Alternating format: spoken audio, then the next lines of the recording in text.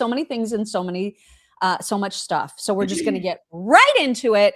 And we're going to start with how much CNN sucks balls, you guys. They do suck balls. They suck so many balls. So we're going to talk first about a tweet that they posted to link to a story that they had on their website, which was unbelievable. I'm going to have you read it. Here is what they posted early yesterday. Oh, God. 2 Pennsylvania teenagers crossed into New York City Saturday morning for what could have been a normal day, enjoying the city during abnormally warm weather. But in less than an hour, their lives would drastically change as the pair would be arrested for throwing homemade bombs during... What just happened? Okay, I'm sorry. I had a screen come up.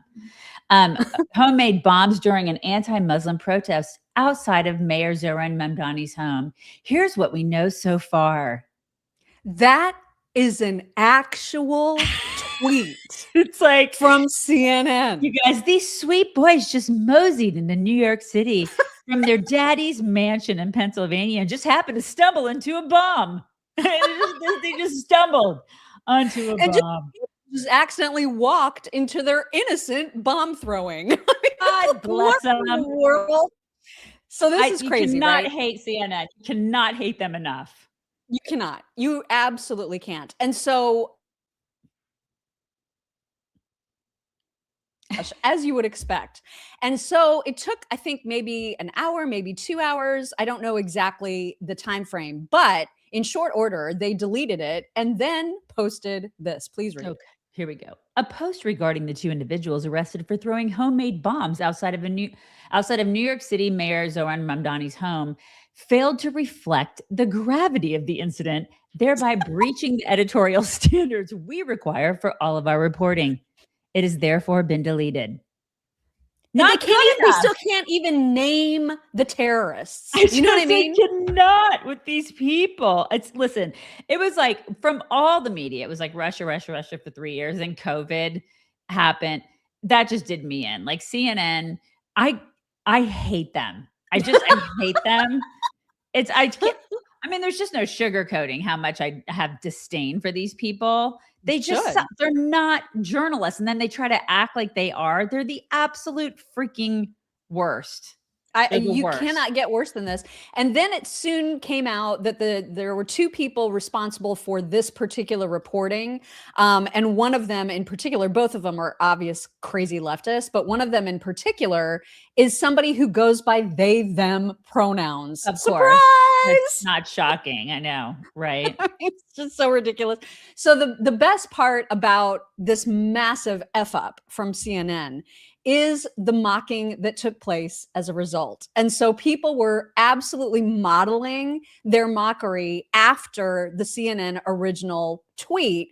And you're going to see a couple of examples. I want you to read this first one from Melissa Chen. 2 young brothers, Tamerlan and Joker Sonarev, I think is how you pronounce that last name, packed their backpacks for a fun day out at the Boston Marathon, hoping to add some homemade excitement to the finish line on a sunny April afternoon. Little did they know that only moments later, their lives would drastically change when a group of runners would find themselves in the crosshairs of the pressure cookers that they'd so thoughtfully placed, turning a peaceful gathering into chaos. Here's what we know so far. That's essentially what they did. That's exactly what they did. Mm-hmm. This is so perfect, right? And so there's another example that I also want you to read. I tried to pick the 2 best ones. So this was the first one. And then we also have this. 2 young flight students. I can't pronounce those I know, it's fine. names. Blah, blah, blah, and blah, blah. Boarded a plane to enjoy some spontaneous hands-on cockpit experience in a Boeing 767 on a crisp, picturesque September morning. Little did they know that only a few minutes later, their lives would be tragically cut short when a skyscraper would suddenly leap out in front of their plane. It's so true. Here's what we know so far. I cannot. I can't. They're like, these people ridiculous. Are like caricatures of people. Like these are not real people. These are not adults. And did you see her profile picture? She's like, ha ha ha. in her profile picture. It's like, just stop it. Quit your job. Go work at Starbucks. Just stop. It's so bad. And it's so bad how, I mean, we and our audience, obviously, we're all very, very engaged in what's going on, what's happening. And we know when we're being completely gaslit by these kinds of headlines. But unfortunately, there's a whole lot of disengaged or unengaged people who do not. And this was an example. I saw this tweet. I can't remember who it's from. We'll see in a second. It is from Sean McGuire. He said, yesterday I was speaking with a young kid who went to Harvard. I asked him if he knew about the bomb attack by 2 young radical Islamists. And he said, you mean the one trying to kill Zohran Mamdani? Our media is doing great harm, and even the CNN correction is misleading. Absolutely right about that. Yeah, it is right. I mean, seriously, this is why you get the protests you get. This is why you get the anti-American, disdain, all of it. The sentiment that you get from college students is because they're all completely misguided. They watch this crap. It is propaganda. It's anti-American, pro-Islam, right? And they're just listening to a little headline instead of actually digging and looking for the real story. Well, no one which reads sometimes anymore. Gets totally buried right in like the last paragraph of a CNN or New York Times story. It's ridiculous. It's true. Nobody reads anymore. Abby Phillip, she should be so ashamed of her ridiculousness last night. She's contributing to the misinformation, and we're going to get to that in a minute as soon as we talk to you about bras. I love talking Worst about bras. Segue of all time. Boobs. We're going to talk about boobs, you guys. Small ones, big ones, middle-aged ones. We're talking about boobs. I've been on a quest this year to find great bras because I have some that are older than the people on our digital team. Definitely older than Valen. Okay. I'm not even kidding. It's true, you guys. And I love Honey Love bras because they're cute, but also comfortable. I don't want to feel like I'm wearing a bra. I know a lot of women out there are the same. Like there's no wire in these. Okay. Plus Honey Love is an independent female founded brand created by women who actually understand what it's like to wear a bra. And so they make great bras. Founder Betsy, she's hands-on with every product. She knows what's going out there. And she's like, this is good, this is good, this is good, and puts it out. They have some new ones that just launched. The crossover contour bra, which is wireless, of course. And then they have the Cloud Embrace bra, which is their t-shirt bra, which I love. It's sold out in days. It'll totally do it again. Highly recommend that one.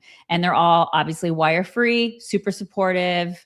Fantastic. I don't know how they do that. Like, I don't understand the technology, but they hoist, you guys. They hoist even without wires.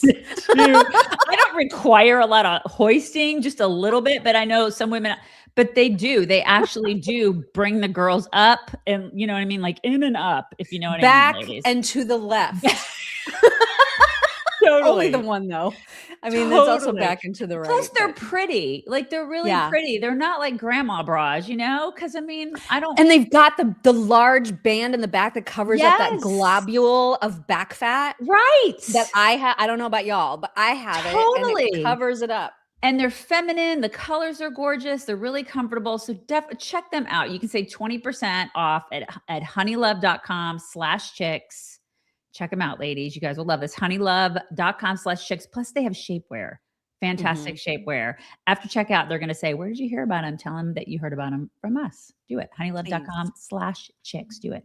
Do it. Okay. So on to Abby Phillips, who, I mean, you thought that CNN written headline was bad. Here is how she described the target, let's say, of the terror attacks that took place. This is from last night. This happened.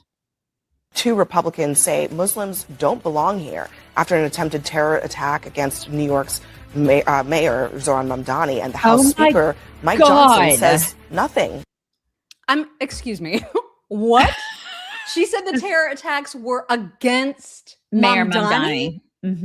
Yeah, you can. People say you can't make this stuff up. Well, they do. They obviously do. They make it up. It's made up.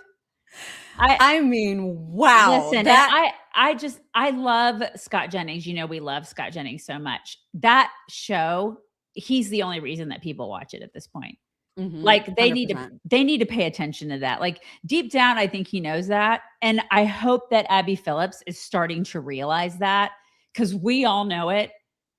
And and CNN, that the powers that be need to pay attention to that, because she's useless. Oh my, and she's supposed to be, you know, the moderate, like I'm in the middle. I don't have a side. You know what I mean? I'm just here to like present all the sides. Oh, she has a side.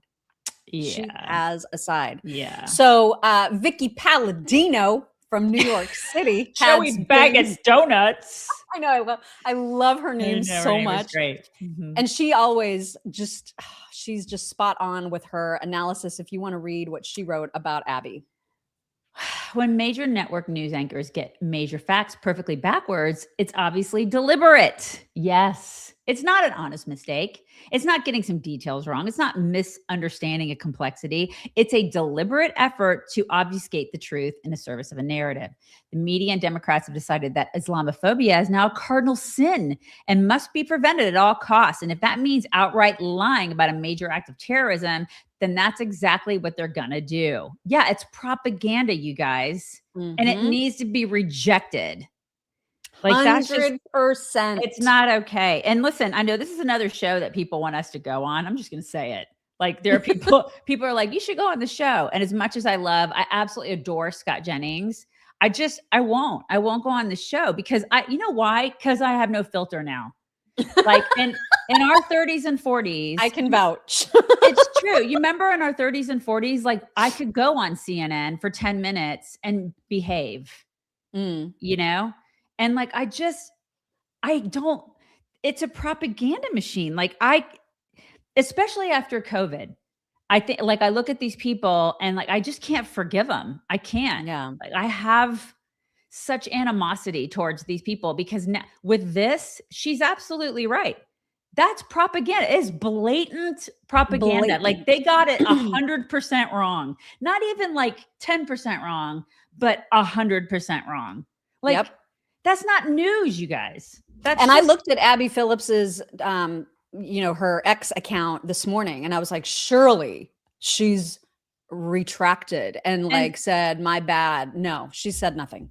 What? And like, that's not okay. That's like, these people call themselves journalists. And it's kind of like you were saying in, you know, a couple videos prior where these kids on college campuses watch this. There are people, you guys know, you have family members that probably watch CNN because they've been watching CNN since the days of yore. And they think that it's news. It's not news. It's not. It's become so bad. Yeah. And New York City, as if it didn't have enough problems as it is, look what they are about to try, you guys. The New York City Council is considering a bill that would raise the minimum wage to nearly double the current $17 an hour rate, all the way up to $30 an hour. They're introducing this to the council on Tuesday. If this passes, you think the exodus from New York City is bad now? Right. It's so bad. Wait. It's so bad. Just wait. Everybody's leaving. Everybody's out. They are effing leaving is what is happening. Everybody's effing leaving. I'm effing leaving. God, you get what you vote for. Exactly. And that is a perfect segue into this particular primary battle that includes some of the worst people ever. We talked about Jack Schlossberg the other day, and now he is leading New York 12's Democratic primary ahead of George Conway, which I don't even know who would be worse between the two of them. But those are the top two? Yep. Those are the top two. Those are the top two. That's what... They represent Democrats. Those two guys. Just soak that in and digest it for a second. Sorry, you're going to throw up. But that's gross, you guys. I know. It's vile. Now, granted, this is just a Democrat primary, but still, whoever it ends up being, whether it's Jack or George or any of these other clowns, they're going to win because this is a heavily blue area and they are going to win. That is who we're looking at being in Congress. How do you not feel doomed when you see that kind of thing? I don't even know why Jack would do this anyway. He's just got gobs and gobs of money. The guy, he's never worked. Why would he start working? I mean, I guess you don't really work in Congress, do you? I mean, let's face it. Is anybody working in Congress? I don't know. Maybe I don't even know who. I don't know who's worse. I literally think they are two of the worst people around. And so I don't even know what to make of that result, but that's what's going on in New York City. Also, speaking of disinformation, misinformation, propaganda, whatever you want to call it, you know who else is famous for that is Iran. And here is a fantastic the latest example. This comes from one of their generals, Masoud Akhtari, who actually put out a propaganda video in which he said, and I quote, "Because we destroyed their radars, Trump and Netanyahu are trapped in a slaughterhouse now in the Persian Gulf." They're trapped. This is what they project to their people, you guys. It's just and people are like, okay. All right, they're Masood. Yep. And then there was another one that I just loved the response to it. But there was a report that said, and a picture, Iran shot down an Israeli F-35 carrying Mossad agents on board and arrested the pilot and the agents. And the Mossad's satirical and awesome account said, "Man, we knew we shouldn't have made the F-35 with 14 seats."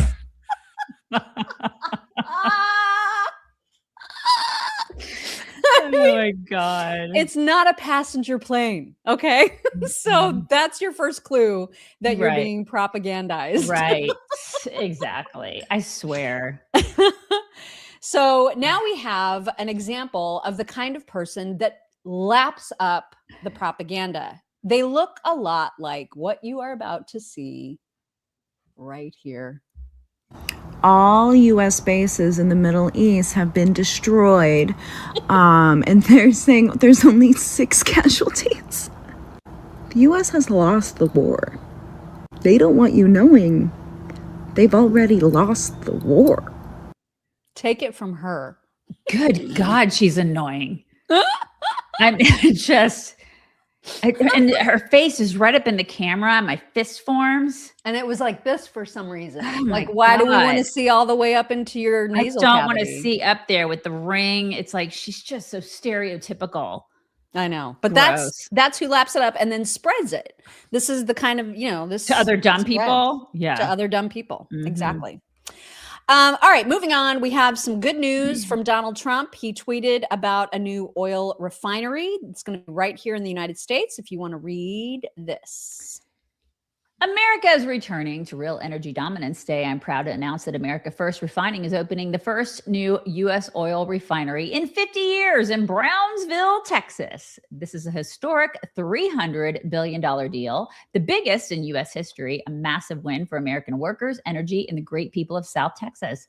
Thank you to our partners in India and their largest privately held energy company, Reliance, for this tremendous investment. It is because of our America First agenda, streamlining permits and lowering taxes, that have attracted billions of dollars in deals coming back to our nation. A new refinery at the port of Brownsville will fuel U.S. markets, strengthen our national security, boost American energy production, deliver billions of dollars in economic impact, and will be the cleanest refinery in the world. It will power global exports and bring thousands of long overdue jobs and growth to a region that deserves it. This is what American energy dominance looks like. America first, always. Yeah, suck it. That's the kind of stuff I voted for. Suck it, Marjorie Taylor Greene. That's right. Suck it hard. Right.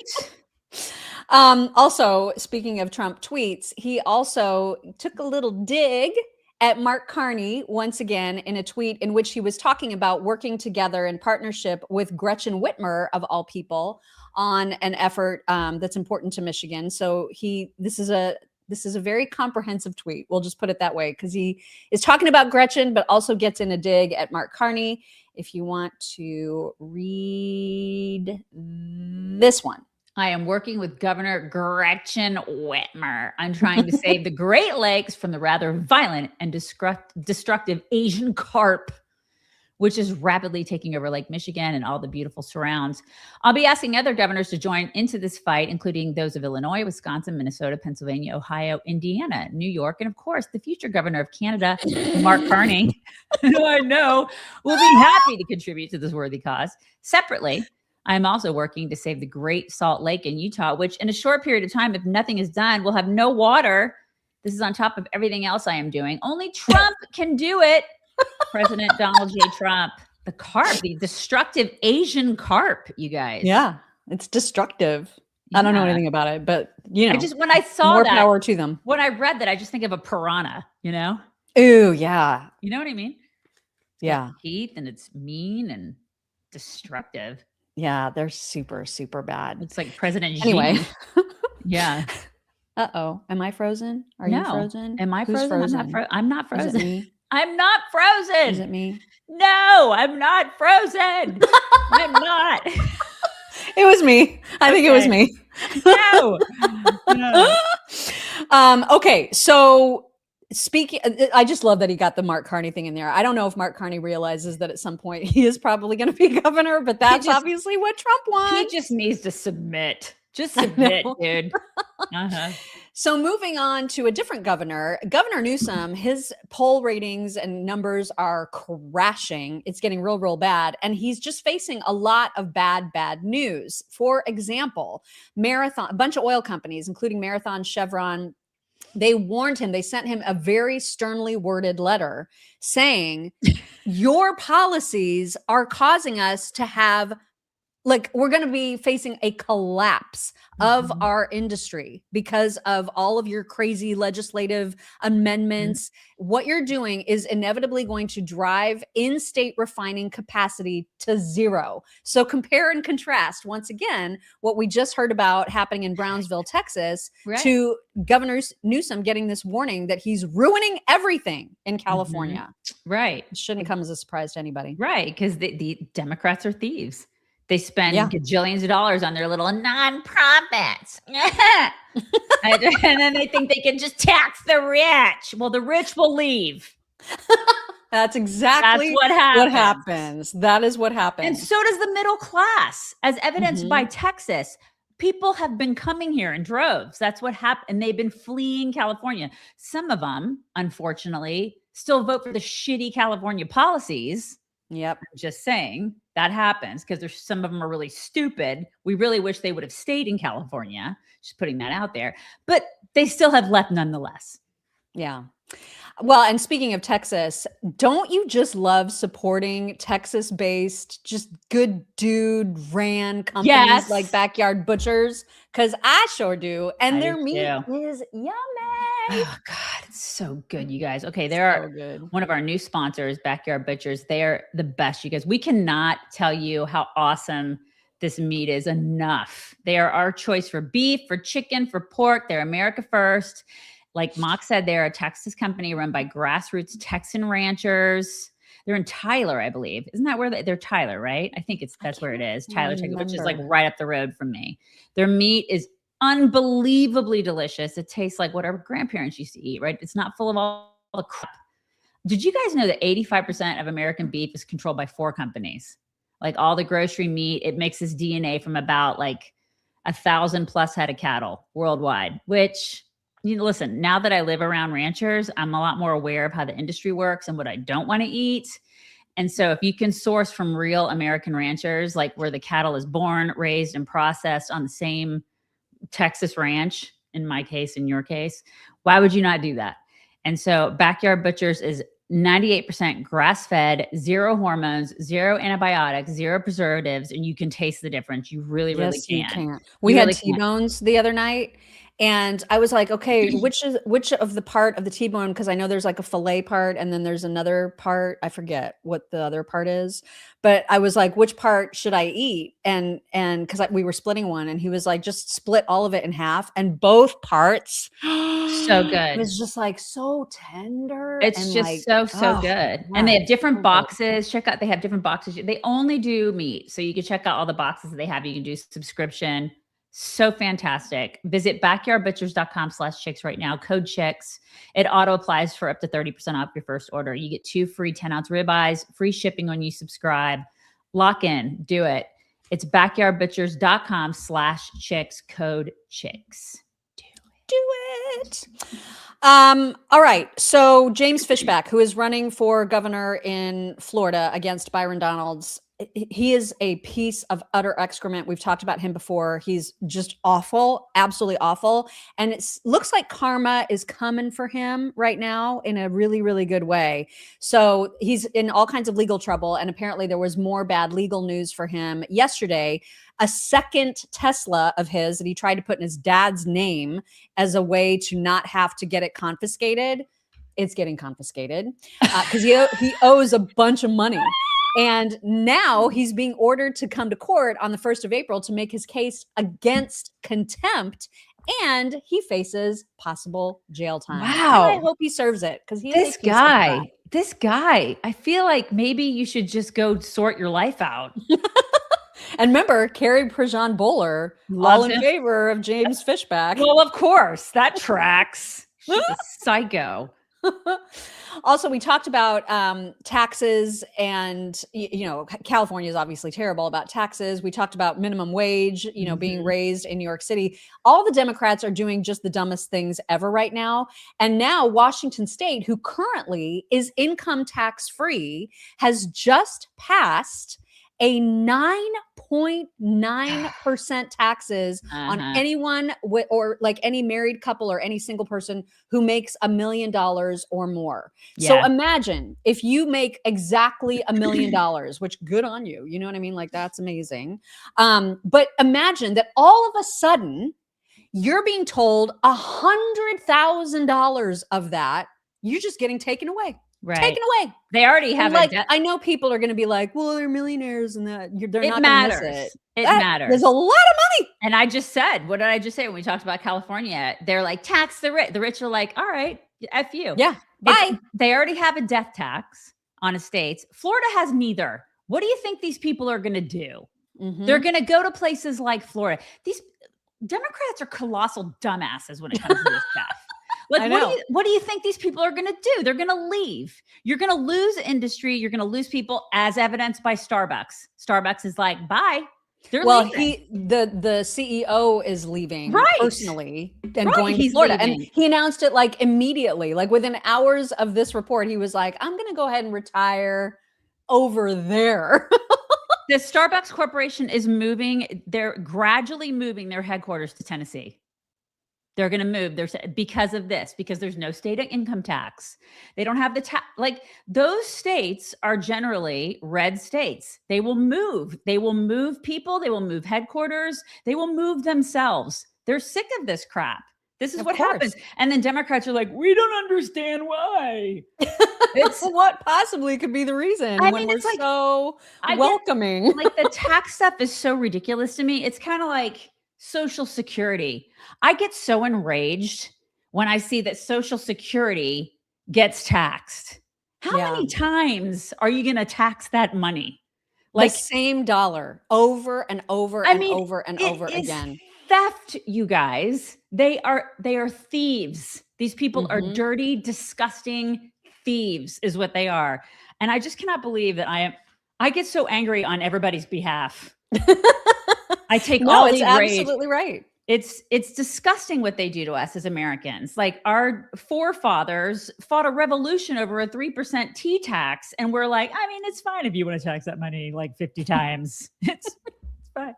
It's not fine. It is so out of control. And then add to that, like it's already bad in the way that you just described. And then add to that, on top of that, when they get our money, they end up paying fraudsters with it. Right. And we end up like literally lining the pockets of Somali fraudsters, whoever kind of fraudsters, NGOs that are super sketch.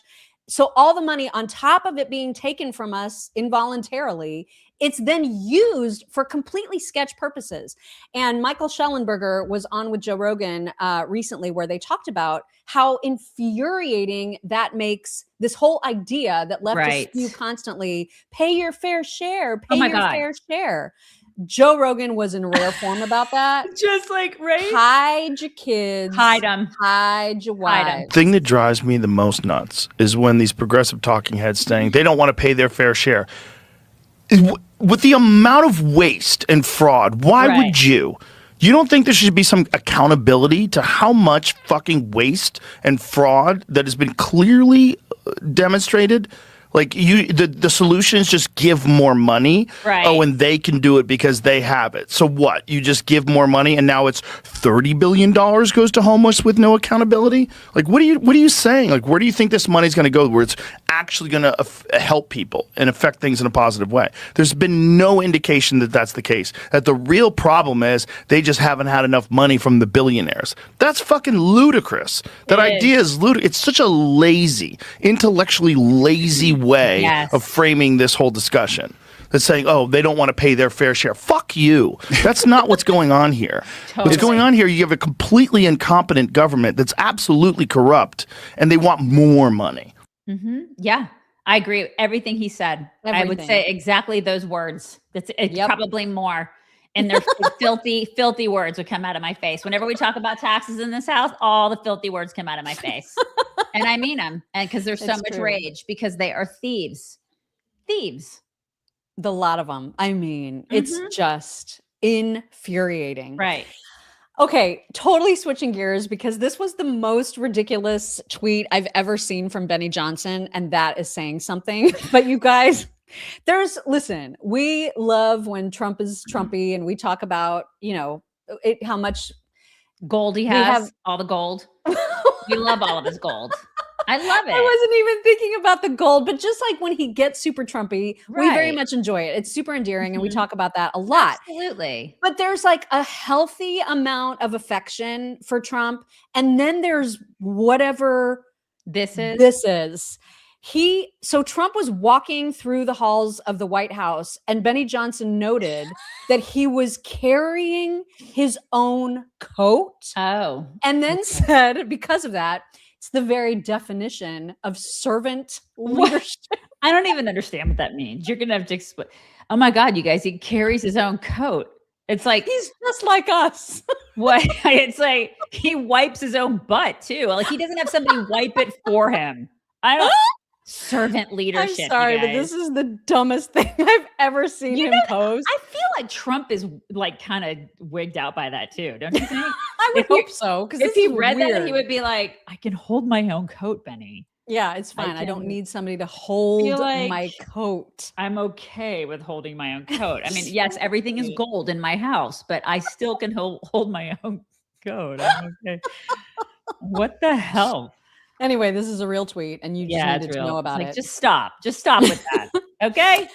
Also, in completely frivolous, gossipy, kind of juicy drama news, this is just a note that Alina Habba got a divorce quietly, and she divorced her millionaire husband last month, and she's apparently moved to the same block. She's moved just down the street from Mar-a-Lago, so she's doing just fine. Yeah. I feel like don't you worry about Alina. She's not in a world of hurt. I think she's okay. She's gonna be okay. Just fine. All the chicks who like pet their hair, they're fine. They're fine. They're fine. They're doing fine. I feel like that stuff costs a lot of money. You know what I mean? Oh yeah, I'm sure. Yeah. I'm sure it does. Yeah. And they are not people who probably generally worry about disaster recovery in the same way that we do. Like we think about emergency food from ReadyWise. She's probably like got a reserved bunker. Because she probably has somebody that actually carries her coat. Probably, you know what I mean? These people have people. We don't. If you can't afford a bunker, though, you should be at least somewhat prepared. Right. It's like, but listen, and this is what happens. Like right now during spring, there's unpredictable weather. I worry about mock always in South Carolina. Same. Here, I worry about my whatever. It's unpredictable here in Texas every day. Like it's 80 degrees and it's 20 degrees. This is our unpredictable weather. But there's power outages. We have those all the time too. And then, like if your pantry feels bare during those times, they call that the hungry gap. You want to make sure that you can fill that, You don't want to ever feel panicked in your house. And so make sure you have a stockpile of food. Just make make sure you have enough for like your family, 2 weeks, 4 weeks, whatever. Even if there's just like a weekend where the power's out, you want to make sure that you have food on hand, and they got you covered. ReadyWise does. They have like fruit and vegetable buckets. They have really great snacks. They have the heavy duty buckets that, like will last you a really long time. 120 servings, stuff like that. 72 we're hours. Talking, when you say long time, we're talking 25 years. The stuff will store. Yeah, it's like it'll store for that long. Then they have like the smaller kits, like for 72 hours. If you just want something that'll meet your needs for your family, just for like short periods of time. But like Mock said, it will store up to 25 years. This stuff, so it's pretty amazing. And then you can use the 72-hour stuff for camping if you want. It doesn't even have to be a disaster. And they have really, really great camping stuff on their site too. Just all sorts of wonderful stuff for emergencies, for camping, things like that. So don't wait until something happens. Like just make sure. We always have a little stockpile in our garage, but we have like a little storm shelter in our garage. It's like bolted to the ground just in case there's a tornado here. But we have our stuff in there, ReadyWise stuff in there. And it's great. So visit ReadyWise.com and use code CHICKS10 for 10% off your order. Even on sale items, you can use that code CHICKS10 at ReadyWise.com. Do it. Do it. All right, let's move on. We do need to have a little bit of clippiness about Scott Jennings, even though we were just ripping on CNN. I love Scott. Scott is the only reason I would ever watch that horrible, horrible network. Yeah. I don't know how he maintains a healthy blood pressure, honestly, in his job, because it is how he deals with these absolute morons. Especially Ponytail Girl. Oh God, she's the worst. Oh, she's yeah, the worst. she's but there's so many. Possum Lady is another one that he's had to deal with. God, but even the ones who aren't like necessarily outwardly horrible, they're still horrible. And one that we're going to highlight today is Bakari Sellers, who was trying to bitch about Pete Hegseth, whose name he is patently incapable of saying correctly. Pete Hegseth is not a hard name to say. Okay, no. If you're going to talk shit about him, at least pronounce his name correctly. He can't do it. But here, I'm just going to let you listen to the diatribe. Scott tries. God bless him. He tries. But this is what happened. Then was former Commander General of CENTCOM, 4-star General, Pete Hegseth, Fox News host. What? Yes, very different resumes. Very different resumes. Decorated military. Very different resumes. Decorated there is no one. Can you not acknowledge that the man served? The man served. Yes, the man served. He highly decorated. Not in combat. Not in combat. Yes, he was in combat. He wasn't in Yes, combat. he was. Iraq and Afghanistan. I mean, the man served our country. And he, I think, had a Bronze Star for his But service. my point that I want to get back to is that there is a level of competence that the American public is thirsting for that they are not getting from Pete Hegseth. And we're seeing that. When he is up there, transparency. That's all we want. We're talking about 160 children that were killed. Oh my all God. we want is an honest answer that comes from you and the President of the United States. This isn't politics. This isn't Lindsey Graham versus Cory Booker. This is just tell us what we're doing, because we have 7 soldiers, as Abby corrected me last segment. We have 7 soldiers who've died. We have 160 children who've died. We understand that this is the fog of war. However, we want a level of competence from Pete Hegseth that we're not getting. I do think that we are What going is to incompetent know about this military operation, in your opinion, in your expert opinion? I don't. First of all, I never served. And let me start by saying this is incompetent. I want to know what's incompetent. No. I think Pete Hegseth is incompetent. Why? I think what's happening? Because he has an inability to tell the truth. What did he say? What did he say that was false? Because we know what happened. No, we don't. They're investigating. Well, I mean, look, there is. Wait a minute. Whoa. Hold on. I want all of you all to go out on a limb right now and tell me that the United States, even during the fog of war, did not kill those kids. Tell me they didn't. I don't know. They're investigating it, and I'm willing to abide by the results. I do think, as she said, that's the right answer. It is. It's just Good Lord. It's such a clown show that, it is Jerry Springer level of news. Yeah. Is what's happening now. And I'm just like, Walter Cronkite is rolling he's just spinning. He's like, what's going on? What's happening?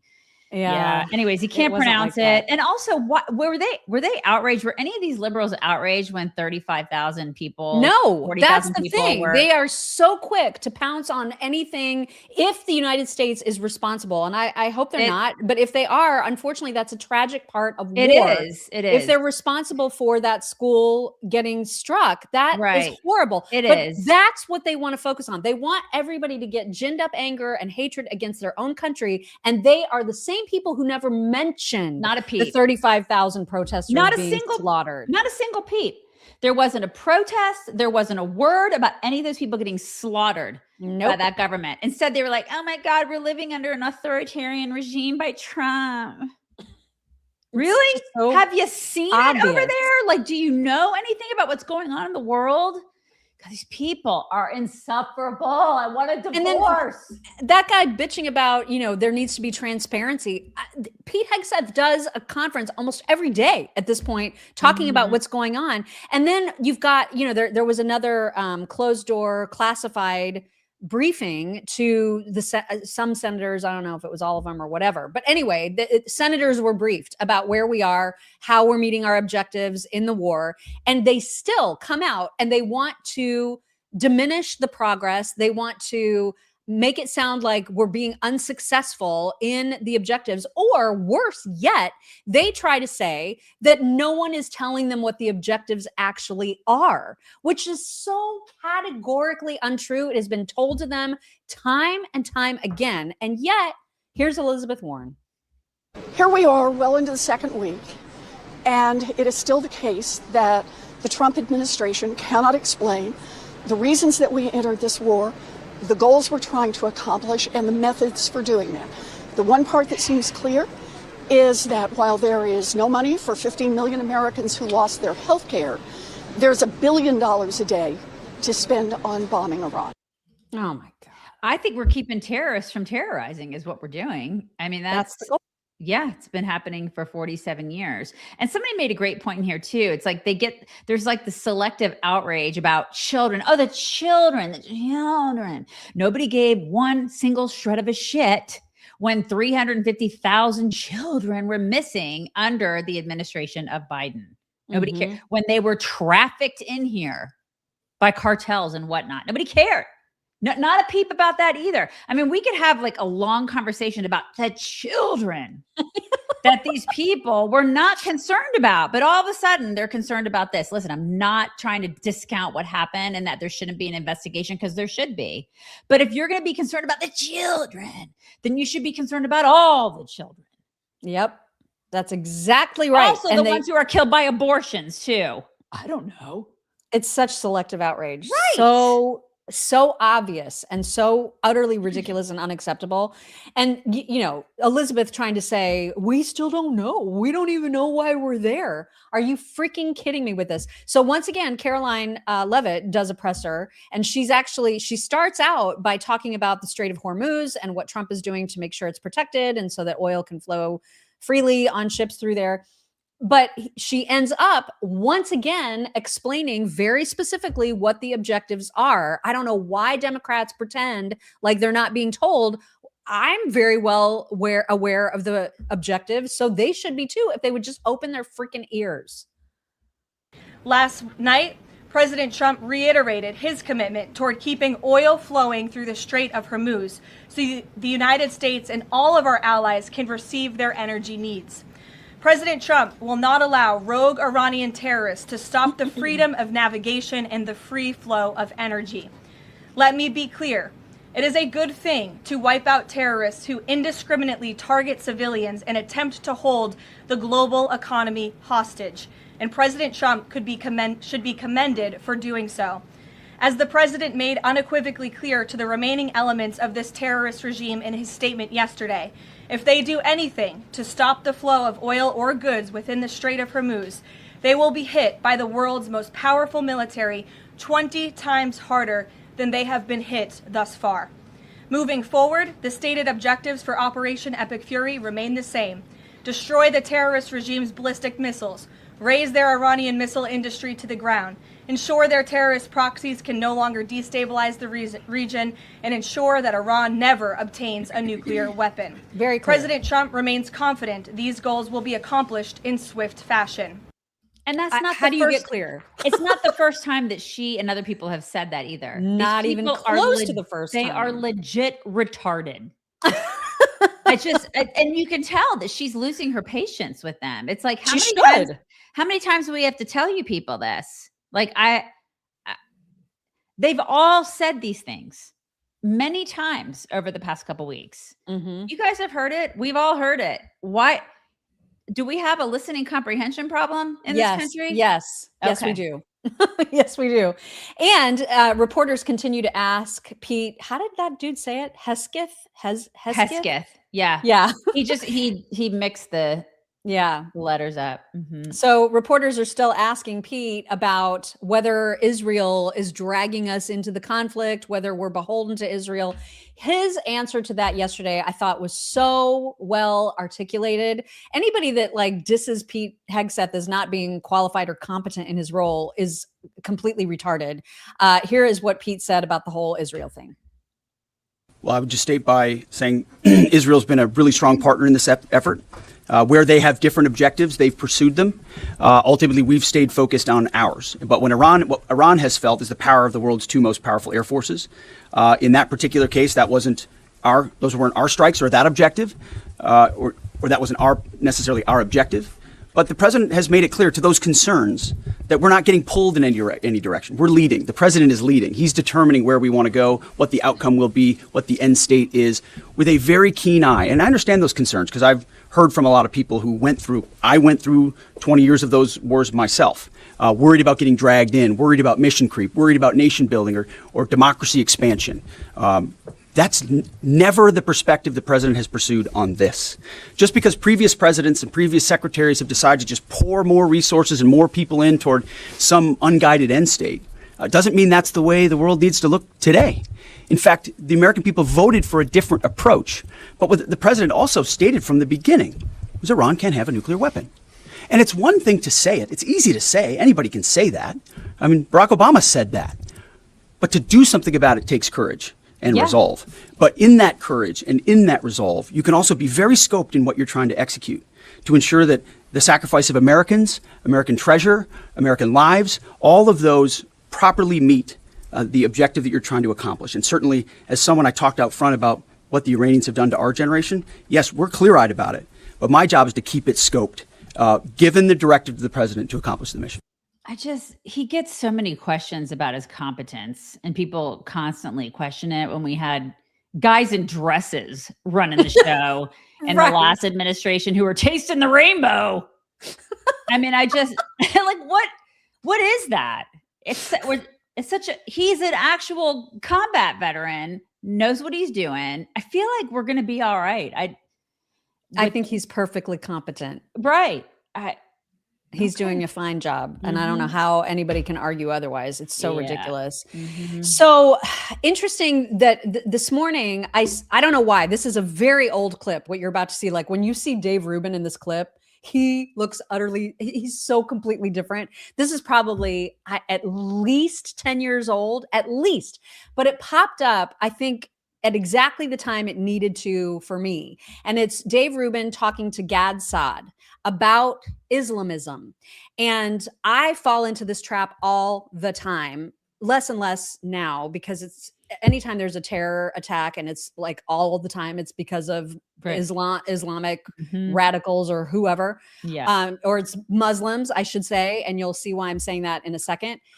I always have this urge to be like, but there's some Muslims that are super nice, right? I always think of our conversation with Zuhdi Jasser, for example. And I fall into the trap of wanting to keep them separate, wanting to keep Islam separate from Islamism. That's nice that you do that. Right. And I needed to see this today because that is toxic empathy. What I am engaging in is toxic empathy. I don't do that. Yeah. No, you don't. And you shouldn't. And nobody should. And so we need to stop pretending like those are two different things. And you're going to hear Gad Saad explain it perfectly. Oh, I don't remember what this is. Oh yeah, I forgot about this. This is good. This is just a piece of good news that CNN wrote that there was this remarkable news that Lebanon had called for direct talks with Israel to arrange permanency around security and stability on their borders. That's big. The fact that a country like Lebanon is reaching out to Israel to have discussions about maintaining safety at their border. It's amazing. Yeah, it is amazing. It's just one of it's in the list of wins that Trump can put in his column. The fact that CNN is actually reporting it is also amazing. Yeah, it's pretty amazing. Pretty amazing. All right, so back to Gad Saad and Dave. Oh, dang it. I don't know why I have all these things that I forgot I had, but this leads up to the conversation. So I just liked this meme. It says the difference between moderate Muslims and radical Muslims. A moderate says, submit to Allah or he'll kill you. And the radical says, submit to Allah or I'll kill you. Right. But the end goal is that you're dead. Is that you submit or they will kill you. That is the end goal. And if they say otherwise, it's taqiyya. It's deception. And they're allowed to do that. That's a real thing. They're allowed to do that to non-believers. They're allowed to deceive you, which is very interesting because we don't do that sort of thing in Christianity. Lying and deceiving is frowned upon. Yeah. FYI. If you hear someone crying out to God as a Christian, you don't start running. That's a pretty big difference. Right. You know what I'm saying? If you hear Absolutely. Allahu Akbar, you're freaking running. Right. And this is another interesting graph about this religion of peace. When you think about what they believe and the numbers of them that believe it. So if there's 1.62 billion Muslims across the globe, almost 1.4 billion of them, 86% of them believe that a wife must obey her husband. And specifically, because there was a subgraph of this that explained that means if a husband wants sex, she's got to give it, and if she doesn't, she can be beaten. That's in the rules. That's okay. 86% of them believe that. 68% of them want Sharia law. Yeah, they absolutely do. And if they say they don't, they're lying. Yeah, that's the thing. They're lying. This is what I'm starting to get woken up to, is that there's no real delineation, and that people that are dear, like Zuhdi Jasser, right, genuinely, and this is what we talked to him about years ago. I asked him the question. Yeah, I said, aren't you just doing your religion wrong? Like you're doing the cafeteria style of Islam, where you're just like picking out the good parts, but you're not actually practicing the faith the way it's written. It's Islam light. That's what I like to call it. It's Islam light. And they think that they're sweet and they're moderate. And we've seen it. We've had friends. We've had friends in radio who are Muslim. They smoke cigars. They eat bacon. They call themselves Muslim. You're not Muslim. It just is. It's like Charlie said, it is incompatible with Western values. Right. All right. Now I finally think I have the timing right of Gad Saad explaining this very, very well to Dave Rubin. Please let it be the next clip. I think it is a misnomer to constantly come up with qualifiers before the word Islam. And let me explain why that is. There is no Islam, there is no Islamism. Islamism is part of Islam. Islam is a set of codified ideas that has a spiritual element and it has a political element. That political element is Islamism. The manner in which now people are talking about Islamism is it's something that is outside of Islam. And I understand the reason why people want to do this. It's because they feel as though it's too gauche to frontally attack a religion. So if you attack something that has magically ISM at the end of it, Islamism, that's okay. If you attack Islam, that's not okay. But the reality is, if we're truly going to have a serious and honest conversation about this topic, we have to recognize that it's not radical Islam, it's not Islamism, it's not militant, violent extremism, and every other permutation of a euphemism that you come up with. It's Islam. Now, most people choose to practice a cafeteria version of Islam. They pick the parts that they like and they ignore the endless parts that they don't like, and that becomes their personal relationship with Islam. That doesn't mean but most people do that with most religions, right? Most people do that with most religions, but you and I and everybody else don't stay up worrying about Seventh-day Adventists. So to the extent that Islam is now on the radar and we have to talk about it honestly, we have to stop trying to give a free pass to Islam, but the real problem is something else, some variant of it. Okay? Islam is codified in the Quran, it's codified in the Hadith, it's codified in the Sirah, the biography of Muhammad. That's it. Now, is there a way that I could read those texts and come up with a message of brotherly love and love for Jews? No. That's not Islamism. That's not radical Islam. That's Islam. Yeah. I mean, that's a really good explanation of all of that. It's a political ideology. It's not a freaking religion, at least not to me. It's not. It's a political ideology. It's barbaric, it's oppressive, and it's anti-American. And we need to reject it. Come at me. I mean, I don't know I don't know at this point how you argue with it. Yes, there are currently a small faction of Muslims who want to live peacefully and not abide by their own religion. But that's the point. Right. They're not actually following their religion the way it is written and meant to be followed. And that's what I've gleaned. And what is so unbelievable to me is that there is such a huge movement in this country that somehow believes that a country, Israel, that is like the size of freaking New Jersey or something, somehow rules the world. Right. And then you got 1.6 billion, 16 million. Okay. And then they have been convinced that they rule the world, where Muslims are literally taking over. They're taking over. They breed and they do it on purpose. And it's like their whole goal is to, no, we're fine. Like it's the religion of peace. No, it's not. Their whole goal is to take over. They've got people so snowed. They got Catholics snowed. And you might be a person who just, because we've talked about the difference between the Catholics or Christians who believe that they are Christian Zionists because of a political philosophy, and those who believe Christian Zionism relates to a biblical prophecy. But I got to tell you, when you're looking at 1.6 billion Muslims, and growing, many of whom want Israel wiped off the face of the earth, and then you look at the 16 million Israelis or Jewish people in the diaspora, and you think about their survival over centuries of being targeted by Islam, you can't tell me that there's not something that's godlike about that, about their survival. You know what I mean? Like, how else can you explain it? Well, they'll do whatever they can to rationalize and explain it. And you can't argue with numbers. I mean, Gad Saad also tweeted this fairly recently. There have been well over 48,000 Islamic terror attacks in nearly 70 countries since 9/11 alone. My God. Should we conclude that since there are 2 billion Muslims, 48,000 attacks is actually a peaceful, minuscule number? Or should we conclude that since the 10,000 plus other religions do not add up to 10 terror attacks combined, that Islam is an existential global threat?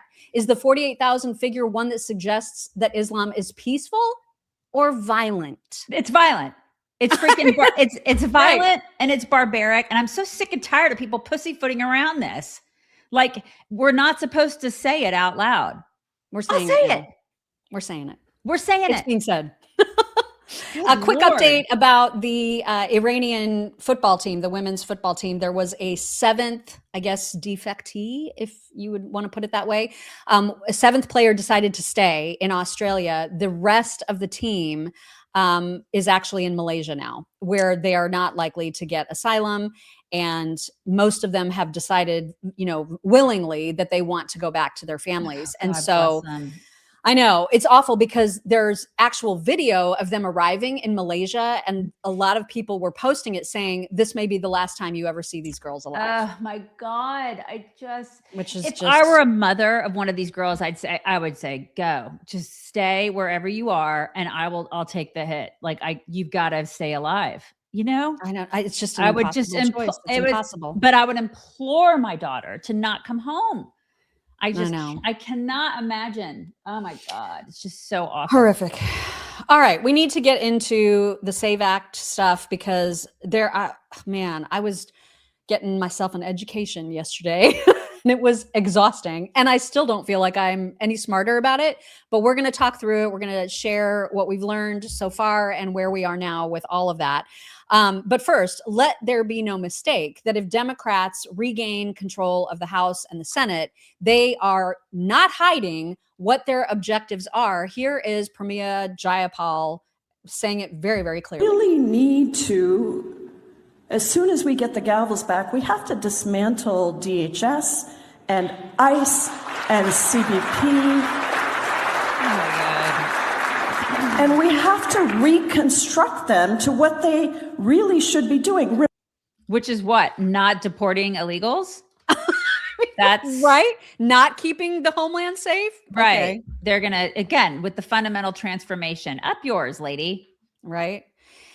Oh, she's not shy about saying it over and over. And she wants funding. Like right now, of course, there's a partial shutdown, which affects DHS, which affects all the agencies underneath it. It's a huge problem. They are not budging. And here she is talking about that as well. Which we have been 150% clear we are not funding DHS, ICE, and CBP, not a penny more, because these are completely lawless agencies. They all have to be dismantled. They are not operating with regard to the rights of people in the United States, whether it's U.S. citizens, legal permanent residents, or people who have been here for a long time and committed absolutely no crime. Oh my God. So yeah, I'm not seeing any end to this partial shutdown in the near future. So that's where we are on that. Yep. Moving on to SAVE Act. Chuck Schumer, I mean, the things that they are willing to say out loud without shame, right? Kind of amazing. Chuck Schumer is now trying to say that the SAVE Act will allow ICE to remove, he may even use the word billions here. I can't quite tell if he's saying millions or billions, but regardless, he's saying ICE will be allowed to remove millions or billions of people from the voter rolls. Now, what would you think that law would actually allow to have happen on the voter rolls? Probably just removing illegals from it, right? Right, of course. But no, but that's not what Chuck is saying. Here's what he is saying. Yes, but their bill isn't voter ID, number one. It is about voter registration. It allows ICE to kick tens of millions of people off the rolls, and they don't tell them until Election Day, and you show up and you say, you're not registered anymore. You're not registered here. You're not on the rolls. He said tens of billion. Okay, that's what I thought. Yeah, I mean, either way, it's bad and wrong and stupid, but. Right, but he said tens of billions of people off the rolls. Chuck, take your meds. It's just, holy crap. I mean, they have to lie, though, to their constituents. It's the only way that they could probably ever sell their policies. My God, have your man husband give you your meds. Good Lord. And then we have Mazie Hirono. Because a lot of the female Democrats really love to hammer home this idea that if the SAVE Act passes, married women are just too retarded to figure out how to register to vote. I have a husband.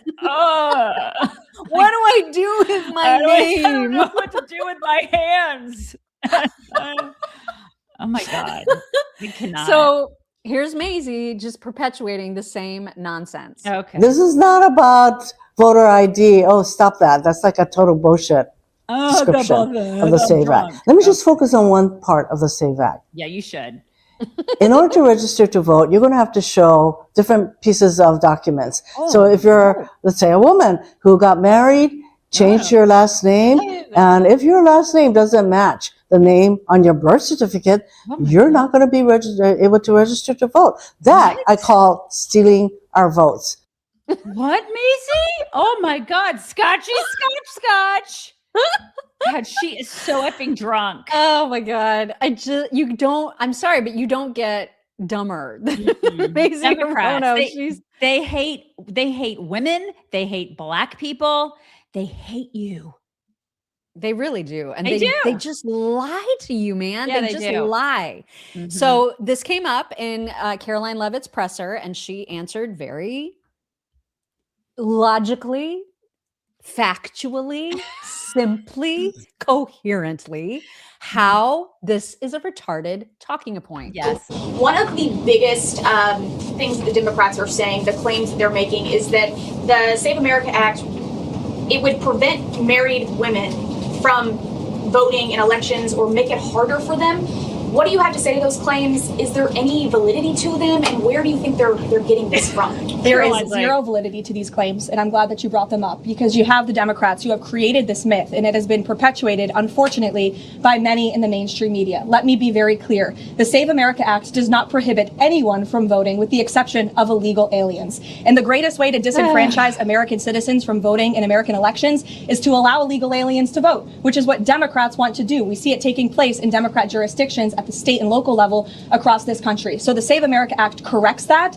And as far as married women who have changed their name, if they're already registered to vote, they're entirely unaffected by the SAVE Act. And for the small fraction of individuals who have changed their name or their address, they can still register to vote. Of course, they just have to go through their state processes to update that documentation. And this is something that the American people, married women and minorities and people all across this country who Democrats are insultingly saying cannot do this, they're already doing it every day, going to the Social Security office, going to the DMV. And I think it's frankly insulting that the Democrats are saying that there are certain groups of people in this country who aren't smart enough to update their documentation to allow them to vote. I mean, how Democrats don't go around just feeling insulted by their representatives all the time, I have no idea. Because they're no idiots. Idea. Soft bigotry of low expectations. Mm-hmm. People like, my God, you get what you get. Do better, Democrats. If you're out there, you're being mistreated. Get out of that marriage. Get out of it. You're being battered for sure. Yes, you are. So there was a hearing yesterday, and I know whatever hearings are it's just sound bites, right? It's interesting sound bites that don't ever end up with any accountability, but they are interesting nonetheless. And when they feature Bernie Moreno, I like them. Am I supposed to go to Bernie? Yes. Okay. Okay. Yeah. Maka's got the hots for Bernie. I got a little crush. Bernie. I know. He's the good Bernie. I used to listen. My very first crush was a kid named Bernie in elementary school. Really? Yeah. He is a kid named Bernie. I kind of had the hots for him. Cute kid. It's a weird name, like for a hot guy. Yeah. It's a really weird name for a hot guy. But I just remember he was cute in elementary school. And that's all I remember. but then Bernie Sanders ruined it for me. I know, right? Like he really ruined that name big time. Mm-hmm. But now, like the more that we can talk about Bernie Moreno, then we can be like, okay, there's a good Bernie, right? Okay. This is a burn that we're happy to feel, in other words.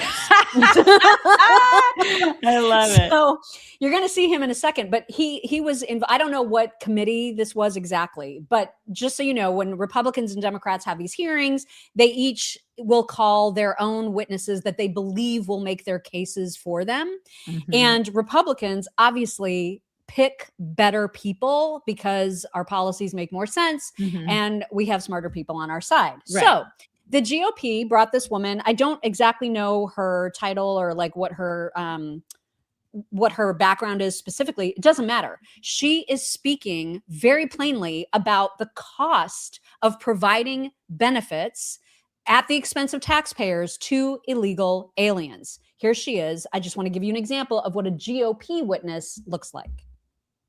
Sanctuary states typically have other policies that attract illegal settlement and thus burden taxpayers with support of illegal immigrants.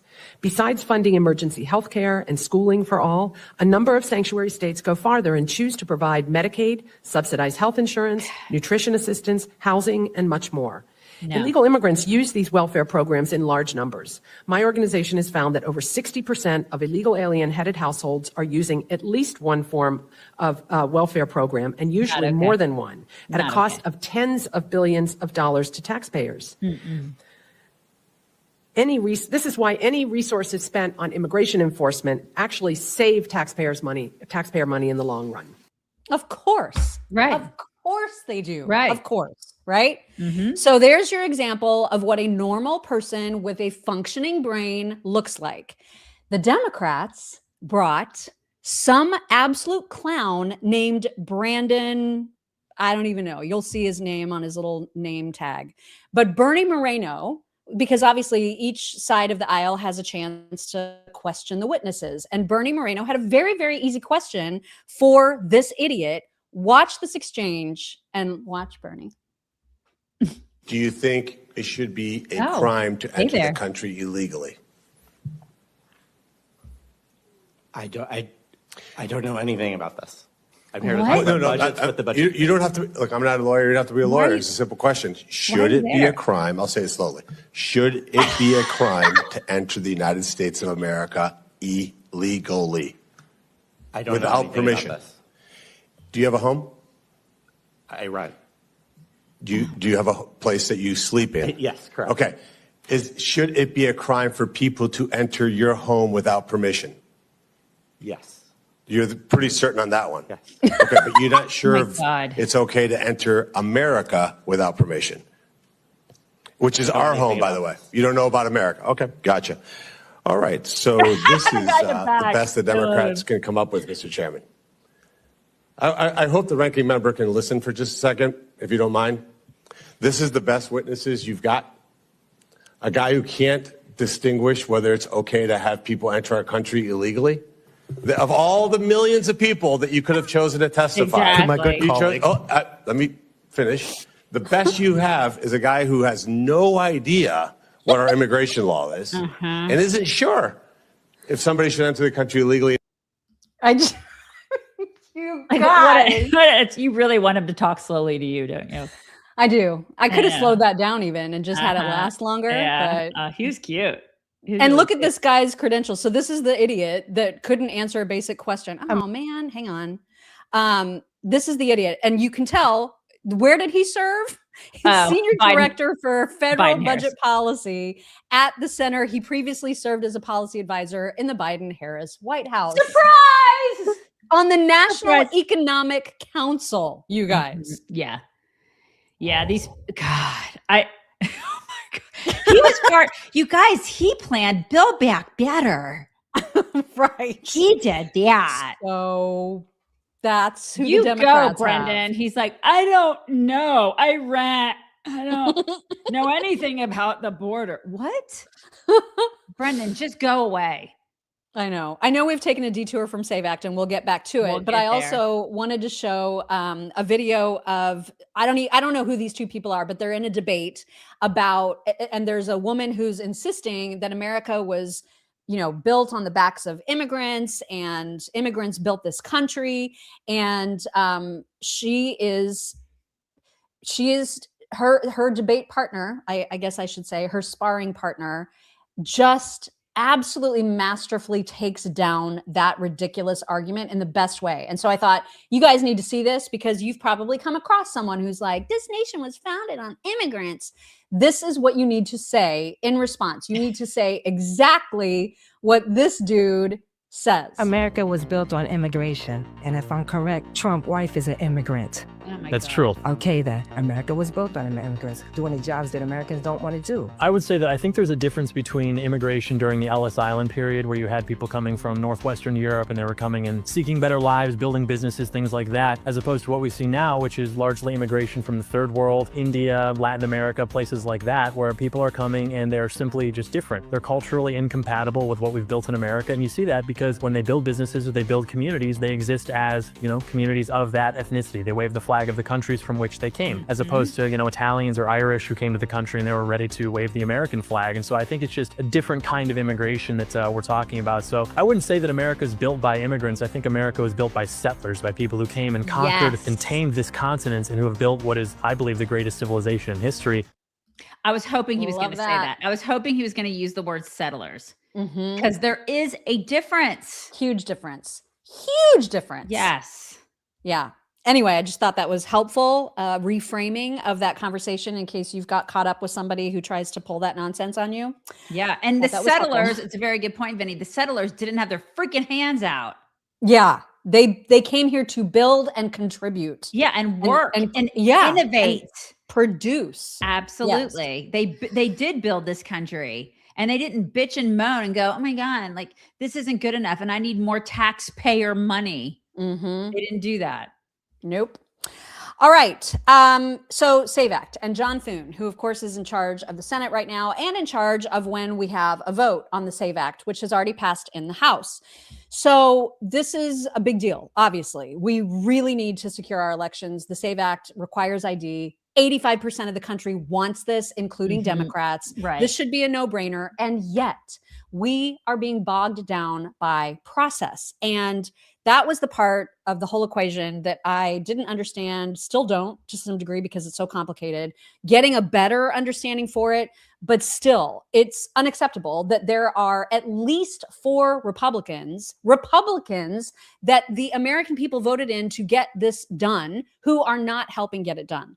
And so we'll get to that in a second. But first, this really pissed me off yesterday when I saw that John Thune was actually accusing people who are promoting and talking about how necessary it is to pass the SAVE Act, accusing them of being paid influencers.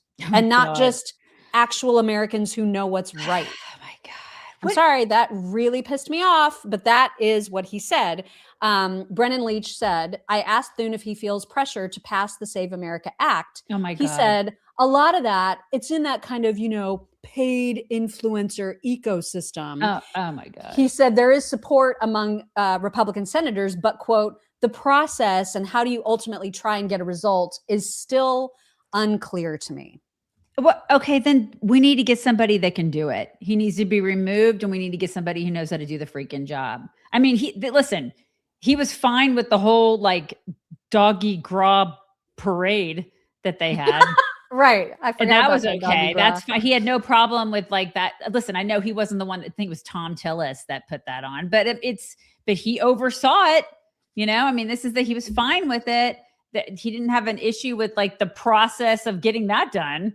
So get some actual work done. If you can't do it, then pass it off to somebody else that can. I have a problem with this guy. So many problems.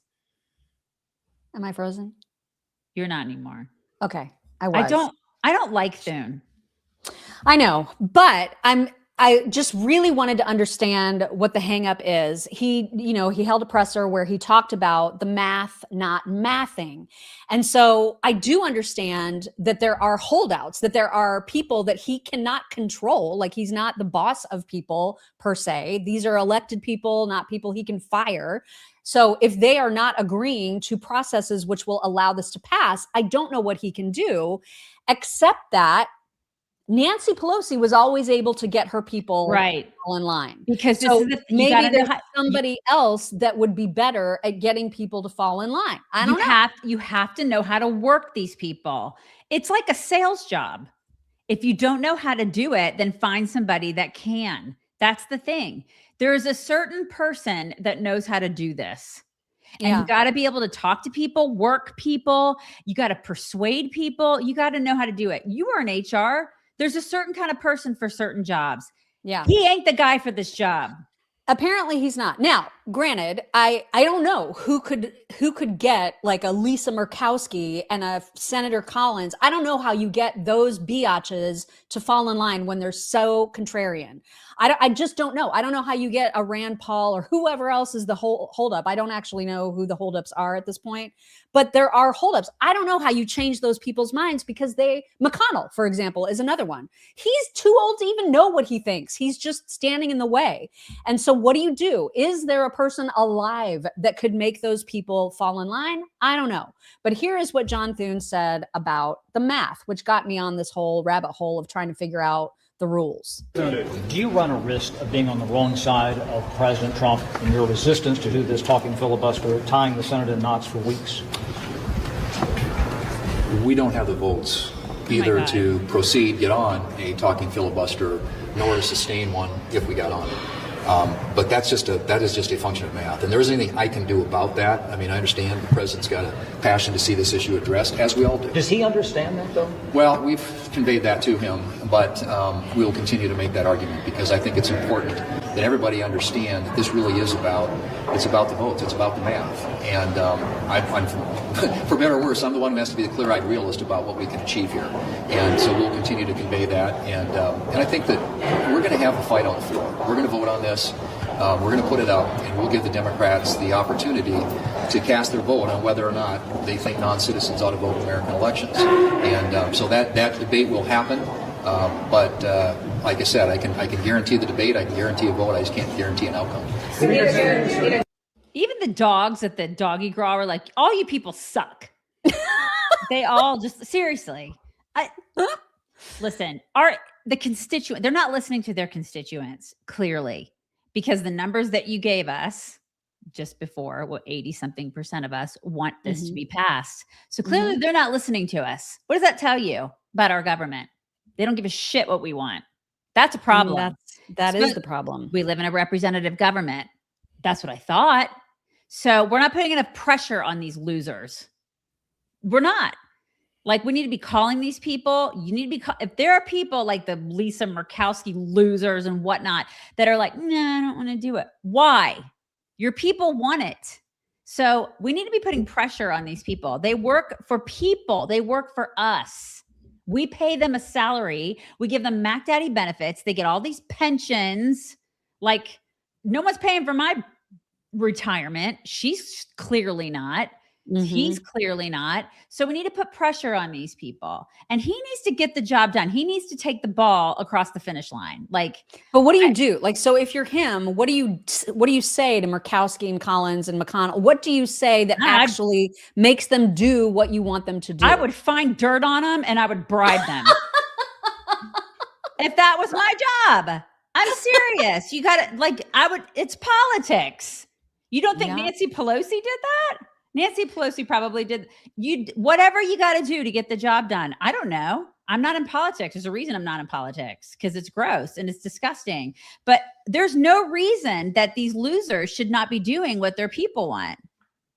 There's no reason. I did not know about, like, how does the standing filibuster work? Why can't they do the nuclear option? So I was like asking Grok for all the help yesterday. And then, I reached out to people on Twitter too, just trying to understand the process. So I wanted to share what I've learned. I don't know that I'm any smarter about it, but I feel like I do know some stuff that has made me understand why there might be Republicans who are like, this is not going to work.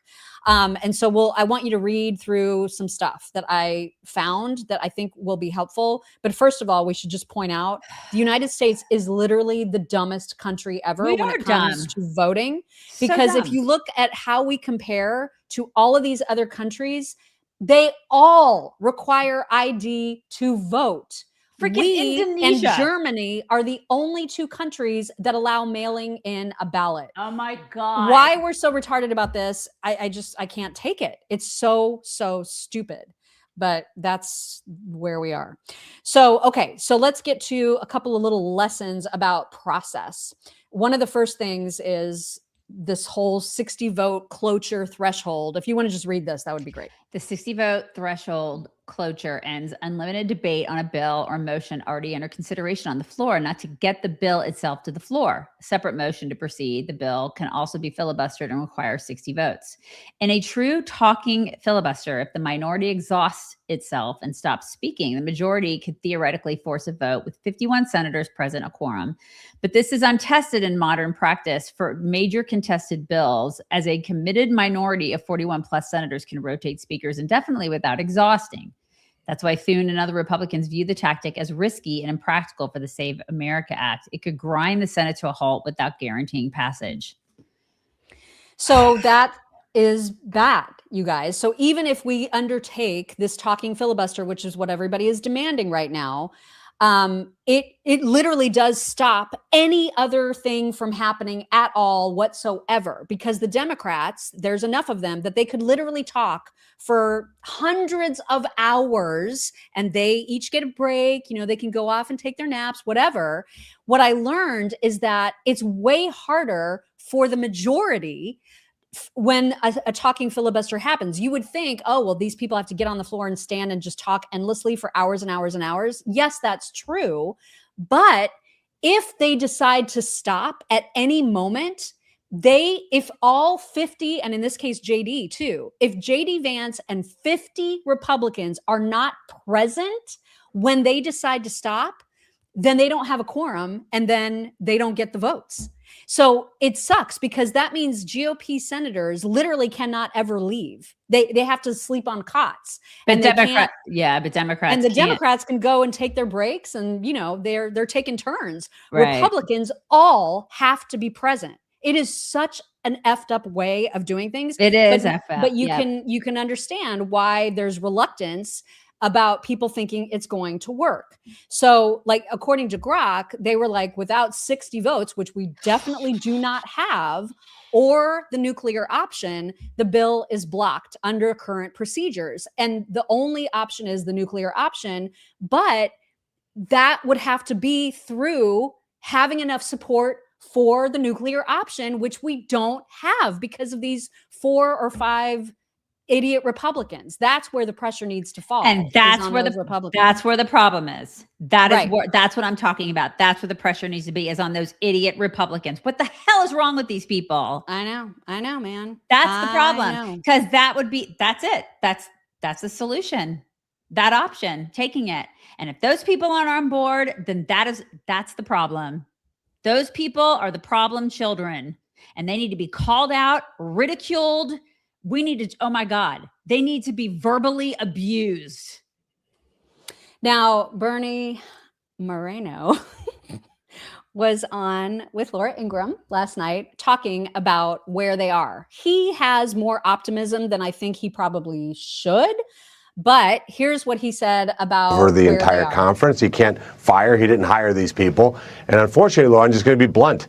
There's 3 or 4 Republicans that just won't be part of the team. And they row in their own different direction. And unfortunately, Leader Thune has very little leverage over them. Now, we're working through it. Today, we had a very spirited conversation at lunch. And I think we're getting closer to having people realize how important it is for us to deliver on a fundamental promise, which is to secure our elections for the future. So I think we're going to get there. I think we're getting there. And I can tell you, Senator Thune is open to that dialogue. He personally calls some of these senators, but it's very, very difficult when you don't have a lot of leverage.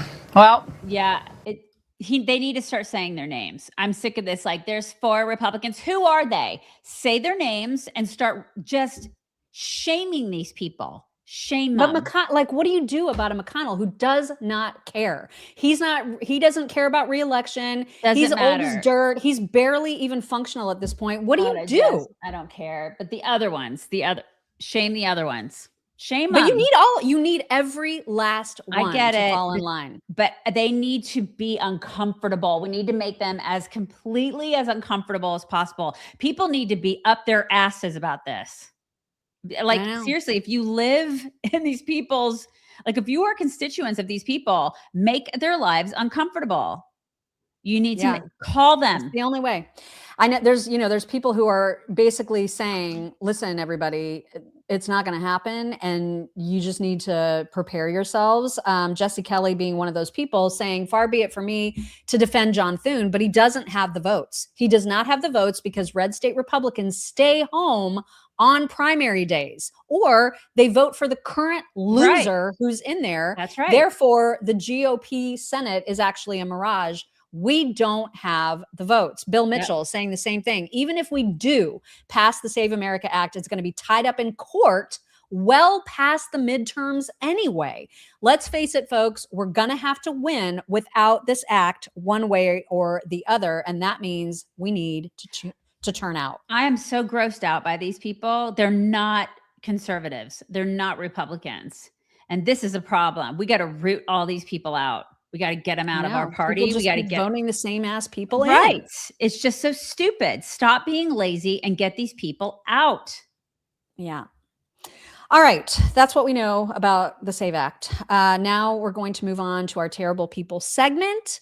But we're going to start with somebody who's not terrible at all. And that is Erika Kirk. She received a very interesting assignment. Yesterday it was announced. I mean, she's actually had it for a little bit and it was just discovered, I guess. But Trump appointed Erika Kirk to the Air Force Academy Board.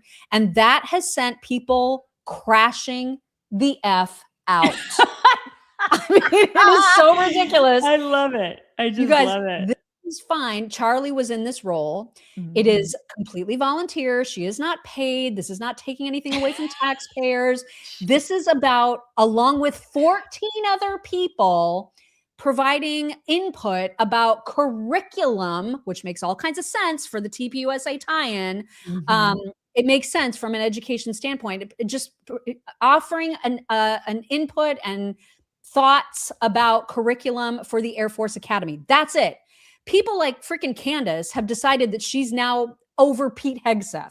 Like, this is how psycho people have gone about this appointment. It is so freaking ridiculous. It's basically, so it's like a school board, basically. Yes. Yes. Yeah. Like, for specifically the Air Force Academy. That's it.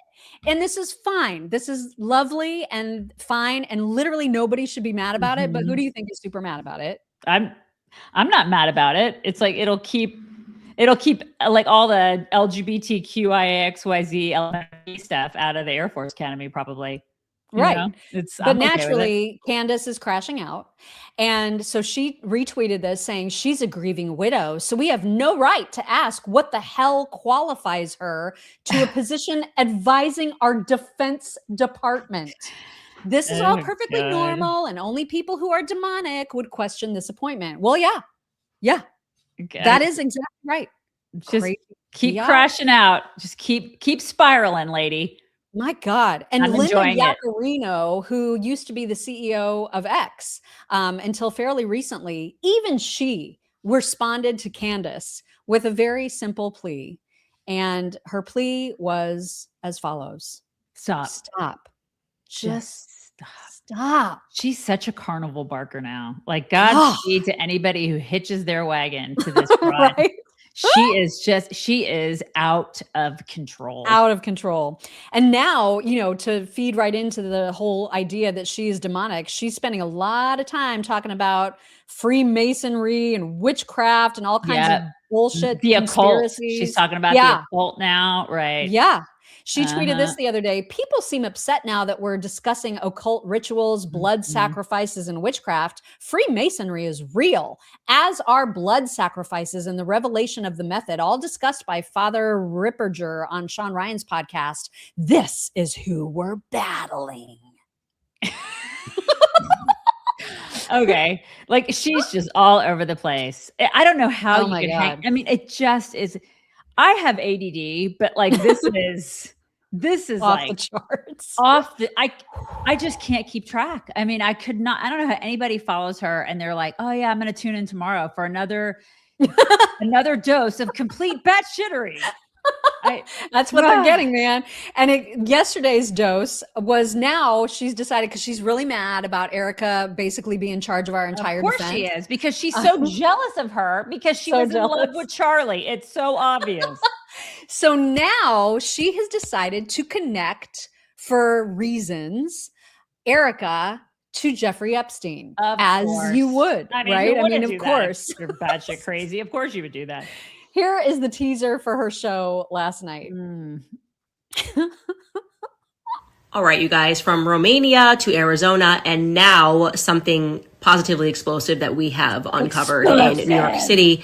There's a lot of synergy between Jeffrey Epstein's life and Erika Kirk's. Now, of course, we went out to comment when we found this out, and we went out to her for comment, and we got crickets. We've given them now more than 48 hours to come back to us and explain this rather inexplicable connection.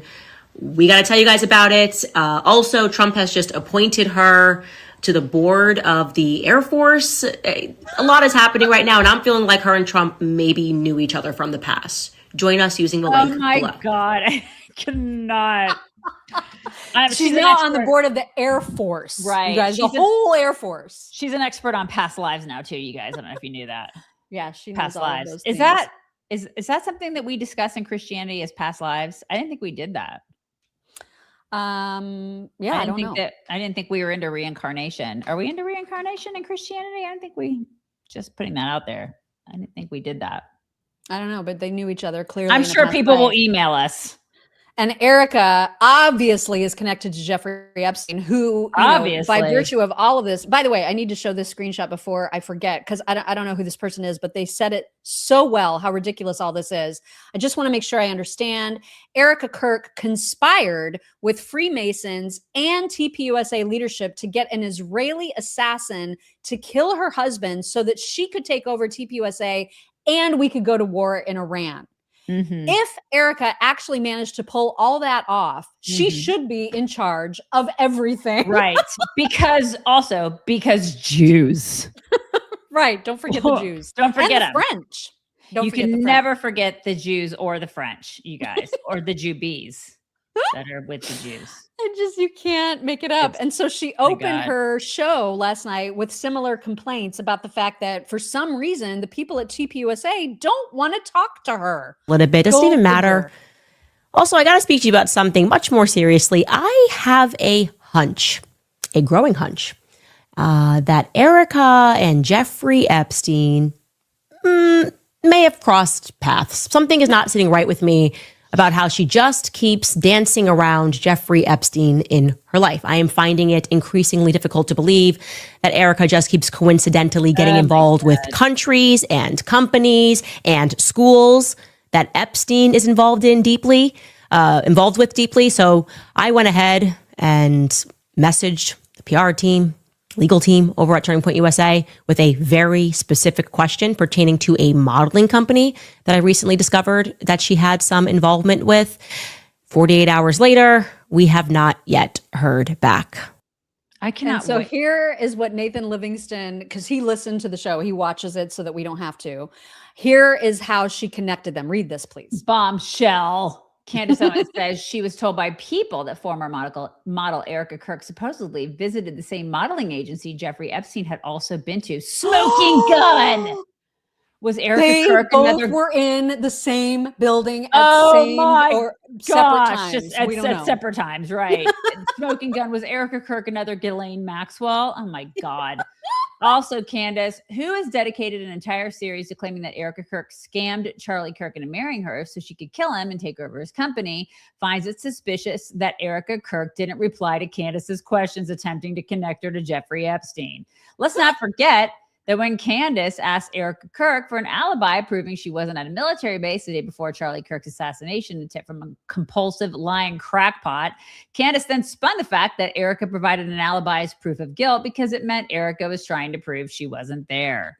You just can't win. You guys, I just cannot wait until Erika sues the ever-loving shit out of this weirdo. I am just waiting for the day, because they're just collecting. They've got to be collecting.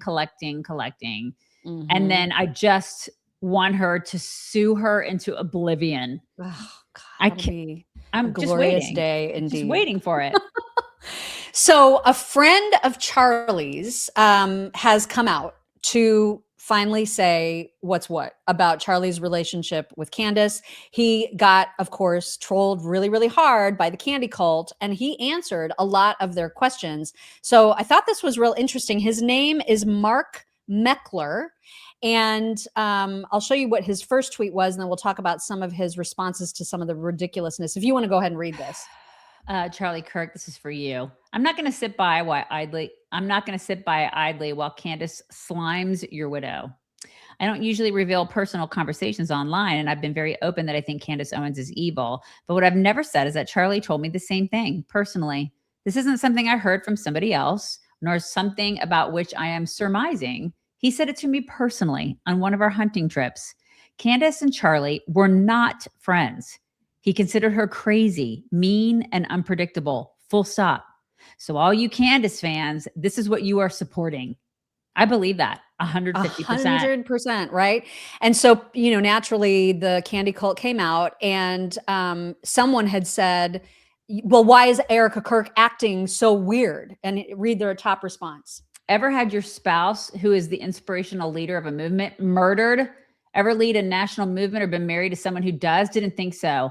I lead a national org and my wife works with me. I want her to do exactly what Erika has done. Stand strong, step up, and lead. And yes, that means continuing to do everything, including merch sales. You cannot begin to understand. And so another one was like, real Candace O has receipts and she's shown the world. And he said, Read his bull. response. She never shows the receipts. She just knows. Wild accusations. She's often proven dead wrong and never admits it. She's a disgusting, vile grifter who's profiting off of the widow of an American hero, and you are supporting her. Congratulations on finding the bottom of the barrel. 100%. And there was more. There was one person that said, I wish you would post anything that would show proof that Charlie felt that way and said those things. That would go a long way to clearly show that Candace is a fraud. If you have proof, post it. They don't ask for that from Candace. Right. These people, he said, I have a 15-year public record of truth-telling. I've been hunting with Charlie for years. He said this to me out in the field when we were pheasant hunting, not email, not text, and not on video. Don't really care whether you believe me or not. You cannot begin to choose to believe the conspiracy bullcrap by Candace. If you want your brain to rot, your choice. Anyway, what do I have to gain by lying about this? And he's right. This is the thing. These people will believe anything that they feed them. But then this guy's like, I was actual friends. Like, up until the day that he died, she wasn't friends with him. He distanced himself from her. And there's a reason for that. It's because she is crazy. One more. Somebody posted this clip of Blake Neff saying, Charlie comments on Candace 6/21/25. Candace is a great friend, and I won't say anything negative about her. That's all he said. Does that sound like someone who was like really friends with her? Because if you were really friends and a caller called and said, what's your what's your relationship with Candace? You'd be like, oh my God, I love her, or like whatever. This is why. Exactly. He did not want a war with her because she obviously, look at her. She destroys people. Yeah, read what Mark said. Because he understood that a public war with Candace was not productive for the movement. He was sophisticated in his understanding of the playing field and was a movement guy. We talked about that as well. But at some point, Candace crossed the line. I'd argue it was long ago. Right. Which is why they weren't, I don't think she didn't come to his wedding. Exactly. If they were friends, she would have been at his freaking wedding. And another interesting thing that she has been doing lately, you know, with all this criticism of Erika, she's like, you know, Erika, everybody betrayed Charlie. She also has said before she started attacking Erika that she was 100% behind their relationship. And she was like, go for it. You go. And she's going to, you're going to be a total power couple. So if she is so good at like reading people, how does she explain that? You know what I mean? Right. She's just all over the place. Yeah. Oh she my is. God. Yeah, she is all over the place. And I mean, does she have any friends? Does she have any real friends? I asked that. Like, keeps burning every bridge with them. In all seriousness, the only friends that she has now are the people who are like trying to hitch a wagon, like hitch onto her wagon, like the Carrie Prejans and right. But she's got Tucker and Megyn, and I guess that's all she wants. It's gross, you guys. Yeah. Speaking of Megyn, I'm sorry to do this to you. I'm no fan of Lindsey Graham. I can assure you. Lindsey Graham is very, very bloodthirsty, and it's weird. He gets too excited about wartime stuff, and that's freaking weird. It is. But I'm being put in a position where I have to defend him, which I don't like. But here is just a little clip of him talking about anti-Semites and anti-Israel people. And he is very specific about his words. Here's what he said. It's important that you hear exactly all the anti-Semites, to all the isolationists. I don't believe.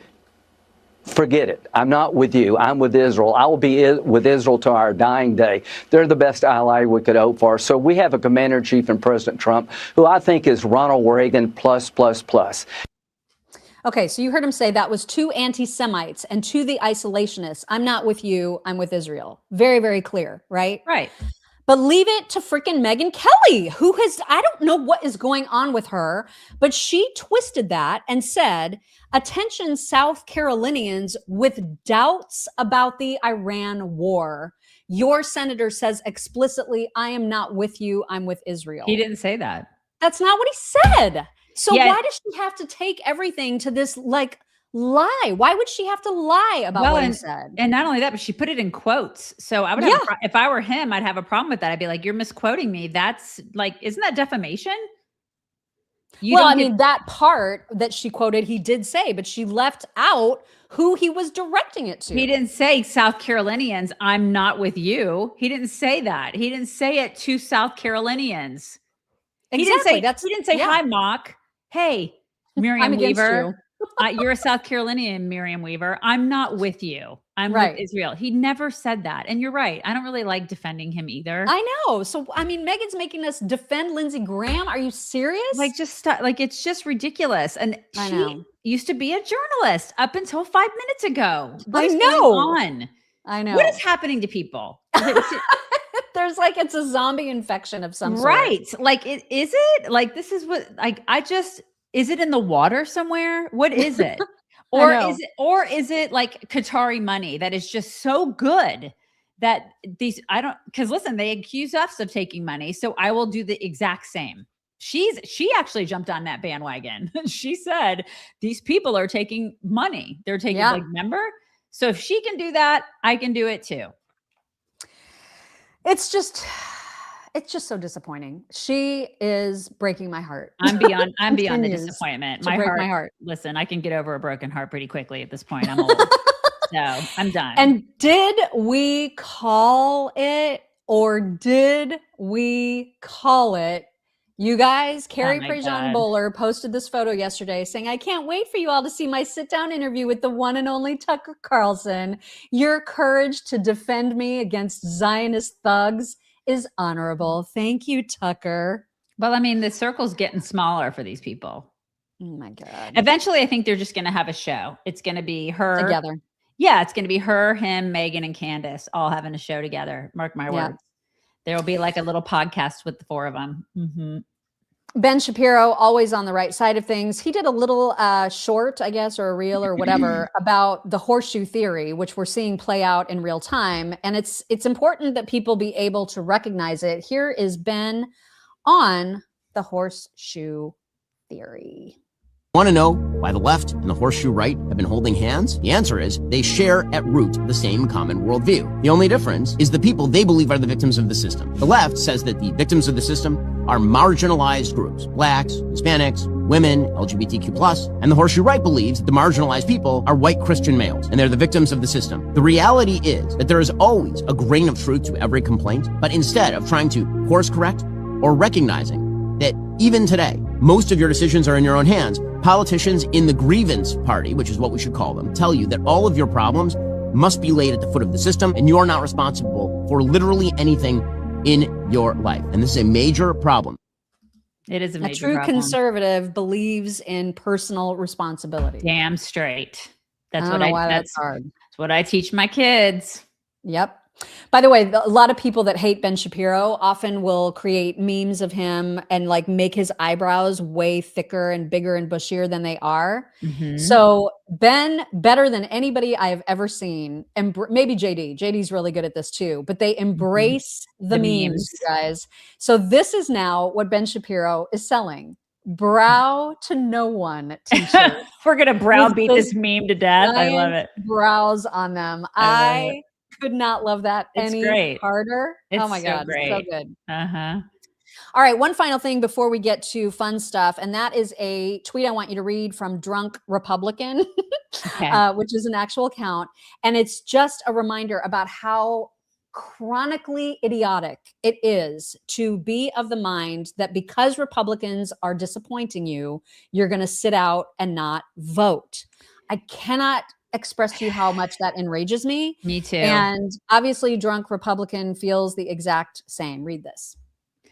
We have to tear down the Republican Party and rebuild to form a new right-wing party.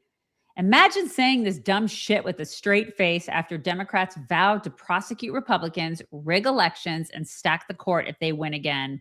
You won't be rebuilding shit, genius. You'll be back in the digital gulag watching 15 million more migrants walk across the border, still screaming about the Jews and claiming to be America first while surrendering the country to the very people who want to burn it down. Politics has always been the lesser of two evils, and perfect always the enemy of good. Stop abandoning your principles because some dorks with a microphone cashing checks from America's enemies told you to. Yes! Right? I just could not love that any harder. Oh my God. Right? And the Oh. people holding the microphones telling you to sit it out, they are getting checks from people who want you to sit it out.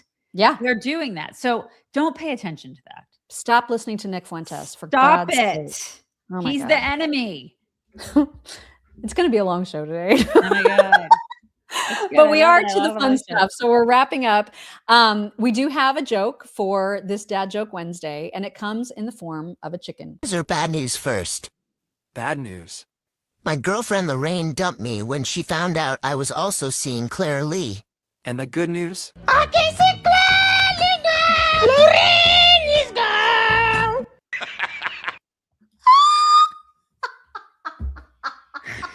That was actually really good. It's such a dad joke. That is Dad Joke Wednesday right there, you guys. Oh my God, I love that so much. Welcome. If you're new here, welcome to Dad Joke Wednesday. Next up, we have a not so intelligent dog. Okay. But you just can't help but look at him and feel some kind of way.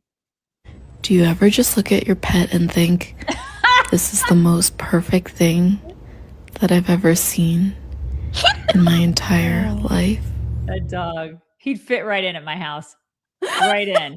Just come on over. Come on over, honey. Come on over.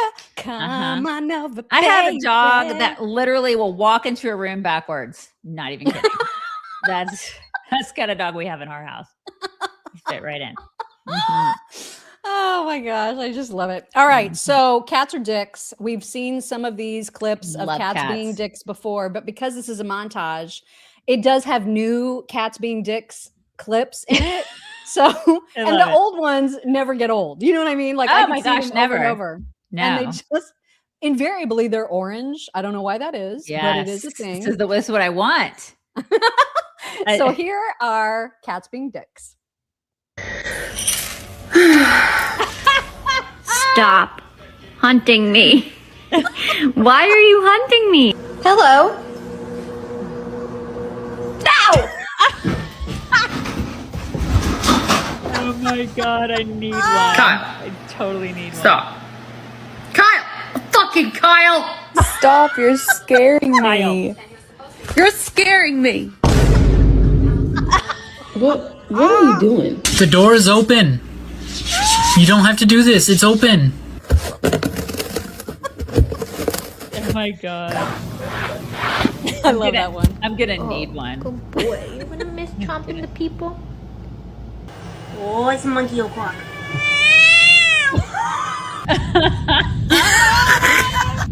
Waggy! Stop!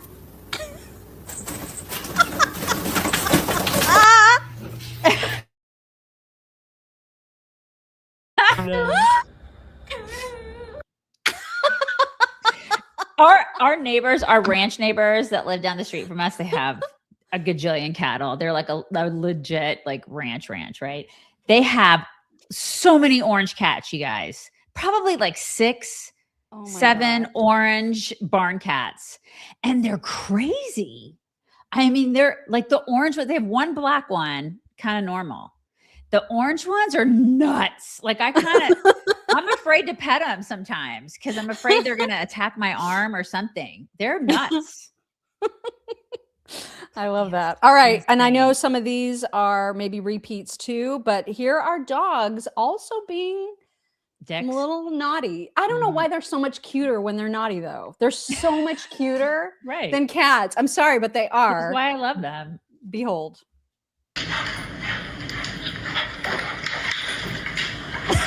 Look what I did. Is there a wild animal in our house?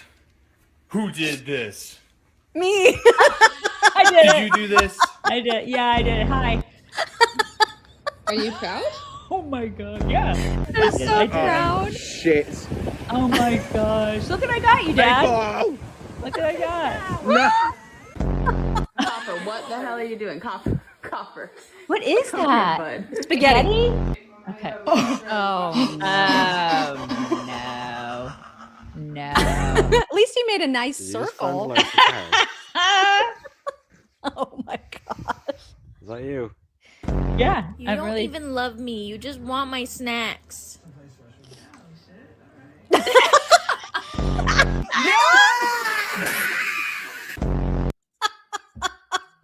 Oh my gosh. Oh, dogs. Have you ever come home to a mess like that? I have. I have not come home to that bad of a mess. Definitely come home to a mess. I've had a dog eat a coffee table before. Oh my gosh. Yeah. Great Danes, you guys. It's good times. All right. If you have not left us a review on the Apple Podcast platform, please do it, because I promise you we will read it eventually. We're going to get to all of them, and we have a couple for you to read. Here's the first one. Yay. The perfect balance between news and entertainment. We love our chicks. Thank you. TMF 20. And this one? DKRJD. I think I got DKJRJD. Sorry. My must listen to morning podcast. I started listening about 6 years ago and haven't stopped. Love you ladies so much. Daisy, my husband says you are my spirit sister. Love your spunk and telling the douche canoes how it is. Have a great day, ladies. P.S. I need you on the weekends, though. Weekends are a little less fun without you ladies. We usually have something on the weekends. We do. We try to have like some shorts and stuff go out on the weekend. So thank you for listening. Thank you. Which, by the way, is a good reminder, actually, that if you haven't subscribed on YouTube, that is always where new content gets posted. So check we that always, out. and our interviews always go out on the weekends. We try to put stuff out on the weekends. Yeah. Yeah. It's not always, but most every weekend. Yes. All right. From Celeste Freeman, she sent $25 for being so thoroughly authentic and gritty believers. I love that. I love your name. Celeste is such a beautiful name. It is really, really nice. Over on Locals, Audrey Krause 5 said, okay, so New York City will pay about $30 an hour for minimum wage to flip burgers.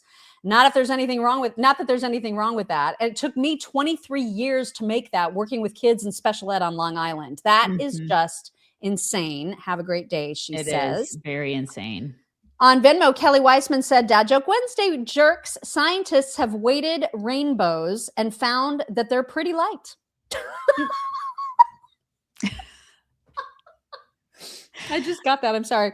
In this crazy messed up world, I'm grateful for you chicks to help me laugh on a daily basis. All my love, XOXO. Colleen W said, don't forget, if the power goes out, you have ReadyWise and your neighbors don't, you might be able to trade extra mac and cheese for some bourbon. That's true. It's a good way to look at it, man. True. Kristen Hanshaw said, I hate this very unfortunate truth. People do watch Abby Phillips and believe it's unbiased truth. I know these people and it makes me rage. One day Scott needs to flip the table. Oh my God, wouldn't that be amazing? Oh my God. Like his last day. He should just do that. Yeah, just do it. Oh, it'd be so good.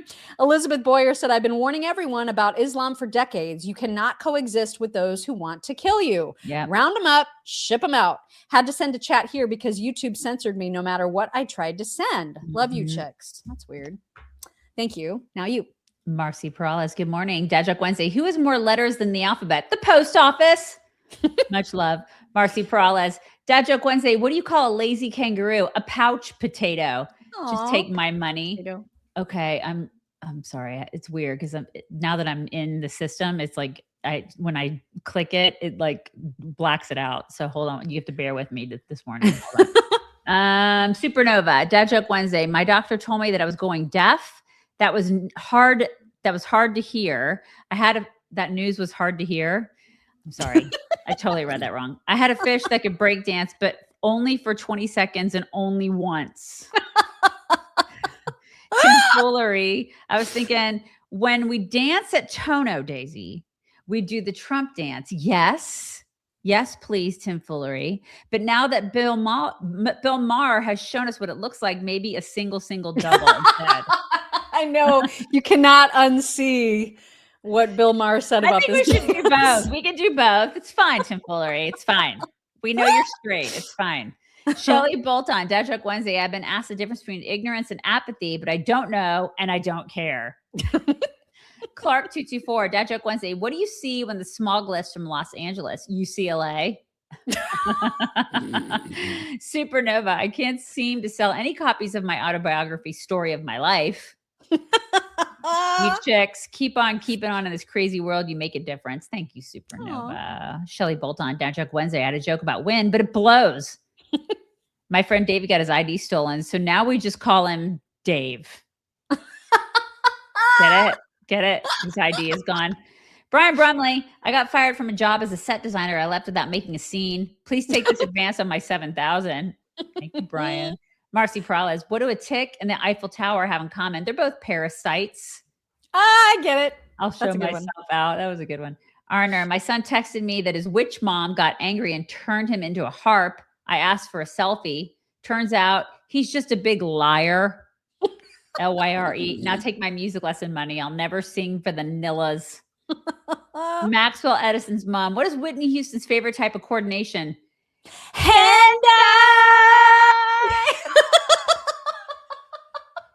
I love that one. You knew we'd do that. Madman 1965. Dad joke time. I renamed my toilet Jim instead of John. Now everyone's impressed when I tell them I go to the gym every morning. I love it. G White 053. Did you hear about the dad who was way too into camping? Those trips were totally intense. I love it. Arner, are we sure Septum Ring, all your base are belong to us wasn't satire? Only 6 casualties seems to say they were not destroyed. Take my game money. You never know with the Septum Brigade. Yes, Septum and Pink Hair Brigade. Supernova, Backyard Burgers, meat is life. It's so good, you guys. So good. Supernova, Backyard Butchers. Oops, so sorry. Listen, I've made that mistake too. It's fine. Saying Backyard Burgers. It's Backyard Butchers. That's an easy mistake. It is an easy mistake. Yeah. Autumn Venata 9759. Dad joke Wednesday. I was at a job interview the other day and they asked, can you perform under pressure? I replied, bum, bum, bum, bada, bum, bum. Bum, bum, bum, bada, bum, bum, bum, bum. Yeah. I knew what you meant, Autumn.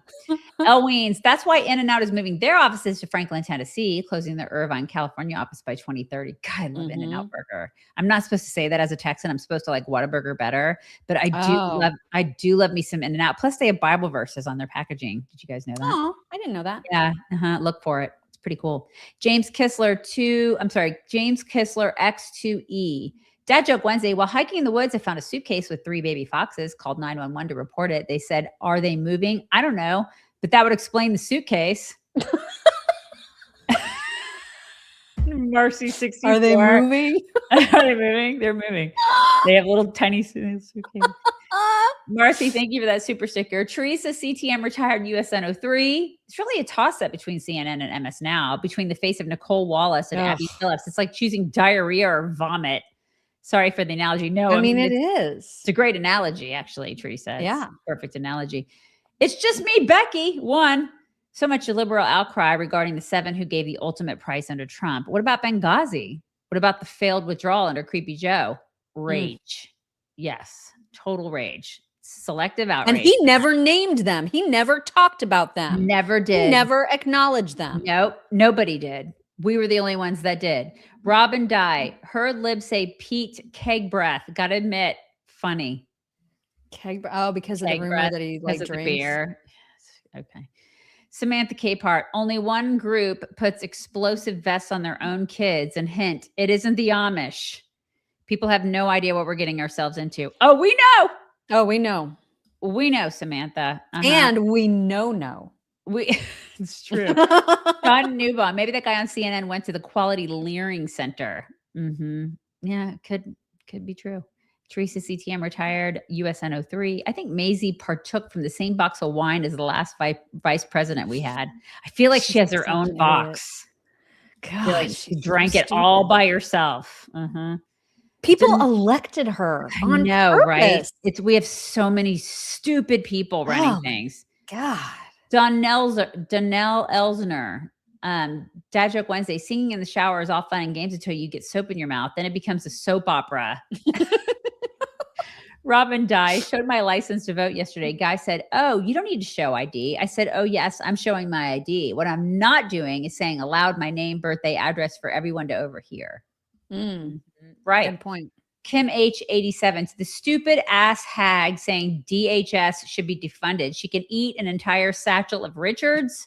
Clearly, she forgot the USCG falls under DHS, and my son is a civilian employee of the USCG, not receiving a paycheck. Fund it. God, that is infuriating. Isn't it? It's so infuriating. I mean, you're still getting a paycheck? All these Congress assholes, they're all getting paychecks.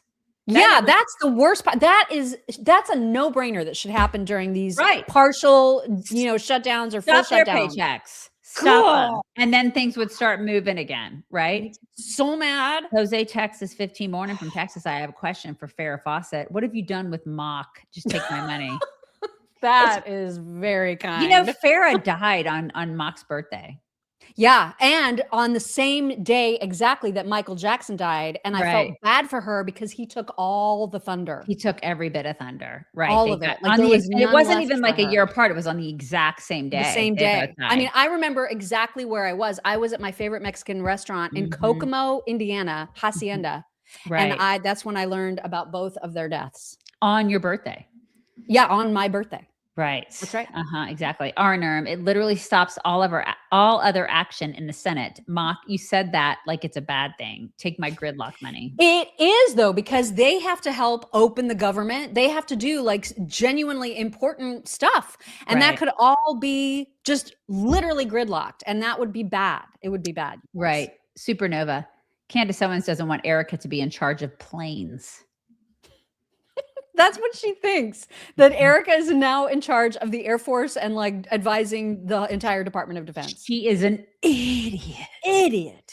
Mona B. Bronson was roasting Candace Owens the other day on his YouTube show, and I heard her mispronounce so many more words. Figurative, Israel. She says Israel. Yeah, she caricature, does. LOL. Yeah. Who's really Bronson? Who is that? I don't know Bronson, but she actually says Israel. That's why Ami, whenever he makes fun of Candace, he adds SH sounds to like a ton of words, including Israel. Oh my God.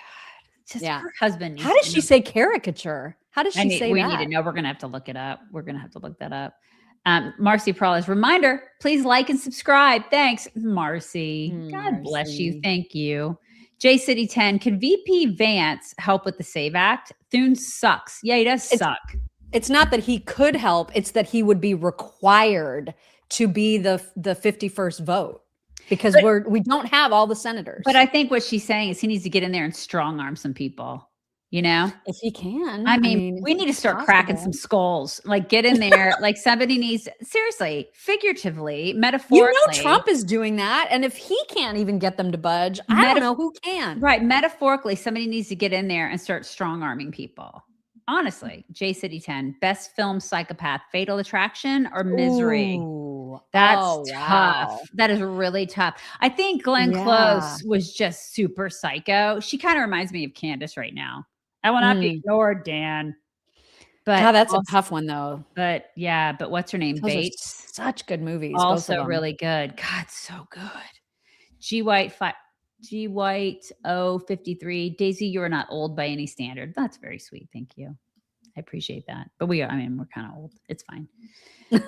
Newton 2002. If the left wins, does Tucker and the like believe that the foreign actors will continue to support him? They're useful idiots. I don't know what he believes. I honestly, I cannot get into Tucker's brain, nor do I want to get in his brain. Yeah. Chelsea Hooper, thank you for that super sticker. It's very sweet. Randy Craig, what do you do when you hire a lady plumber to replace a toilet and you end up with a basement flooded with human waste? Sewer. I'm pooped. Did you do Chelsea Hooper? You saw that one, right? Yeah, I said thank you to Chelsea Hooper. Okay. There's another one. I didn't read it. Oh, I'm sorry. I haven't. Wait. I just see the one that has a comment. Did you? I didn't see the one that I just saw a super sticker, but wait, maybe that didn't show up for me. Now it does. I'm sorry, Chelsea. Hold on one second. 20 representative senators voted no to end welfare for refugees and one didn't vote. They aren't for us. Love you, chicks. I'm sorry, Chelsea. Thank you for that. It's infuriating. It just showed up as a nothing for me. Like there was no, that was weird. And I got the Randy Craig one, RLES 1017. I married a Southern guy named Mark. He used to joke, what's a hair-lipped dog say? Mark. Is that what that? I think it's a hair-lipped dog. Hair-lipped dog said, Mark. I don't get it. Why don't I get it? Instead of bark, it says Mark. Okay. It's funny because my dad used to actually say that joke. Really? Yeah. I've heard that joke before. It's it's funny. It's a good joke. Jose Texas 15. Daisy, you can keep those soggy In-N-Out fries. Just take my what a money. I like them both, Jose. I like both of them. I mean, mostly I really haven't met a burger in my life that I didn't love. I mean, except for McDonald's. I'm not a big McDonald's. I don't like. What are the gray ones? Ew. Yeah, gray there's burgers. Where? the itty bitty ones. The White Castle. Oh, I hate those. Oh my I do not God. like those I at can't believe all. you're from Indiana and you don't like White Castle. I feel like that's blasphemous. You have to at least like them. Like They're gray. They're great to eat if you're constipated. That's all I'm saying. All right. RLES 1017, hair lip. I knew what you meant. What you meant. Thank you for that super sticker. Tom J 7382. Don't sleep on Governor Whitmer. Great chance to win as a moderate type in 2028. It's a great point. Oh my God. Nobody's going to vote for her. She's not likable. I don't know. She is terrible, but the amount of plastic surgery that woman has, she can turn literally into anybody at this point. Recently went on very popular YouTube show, Financial Audit, and came off looking more competent, normal, and likable than any Dem in recent history. That is terrifying. Yikes. But also, great point, Tom. It's a great point. Because they all are not competent, normal, and likable. I mean, they're all terrible. So if she's the best one, I mean, that's... Oh my God. Remember and the Democrats Doritos rally, man. They rally They hard. do. Do you remember when she was feeding her person Doritos? You remember Yes, that? that's right. Like it was communion. Yeah. They're not so weird. They're so weird. Everybody bring It it was a in. long show today.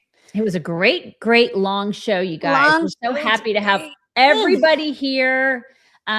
You guys, it's Wednesday. Tomorrow's Thursday. Super excited. We're like careening into the end of the week. Everybody have a wonderful day. We'll talk to you tomorrow. Hello, beautiful people. This is the Chicks on the Right's Indian correspondent. Thank you for watching or listening. Be very sure to like, subscribe, and ring the bell to stay up to date on all of their delicious content. Okay, thank you. Come again.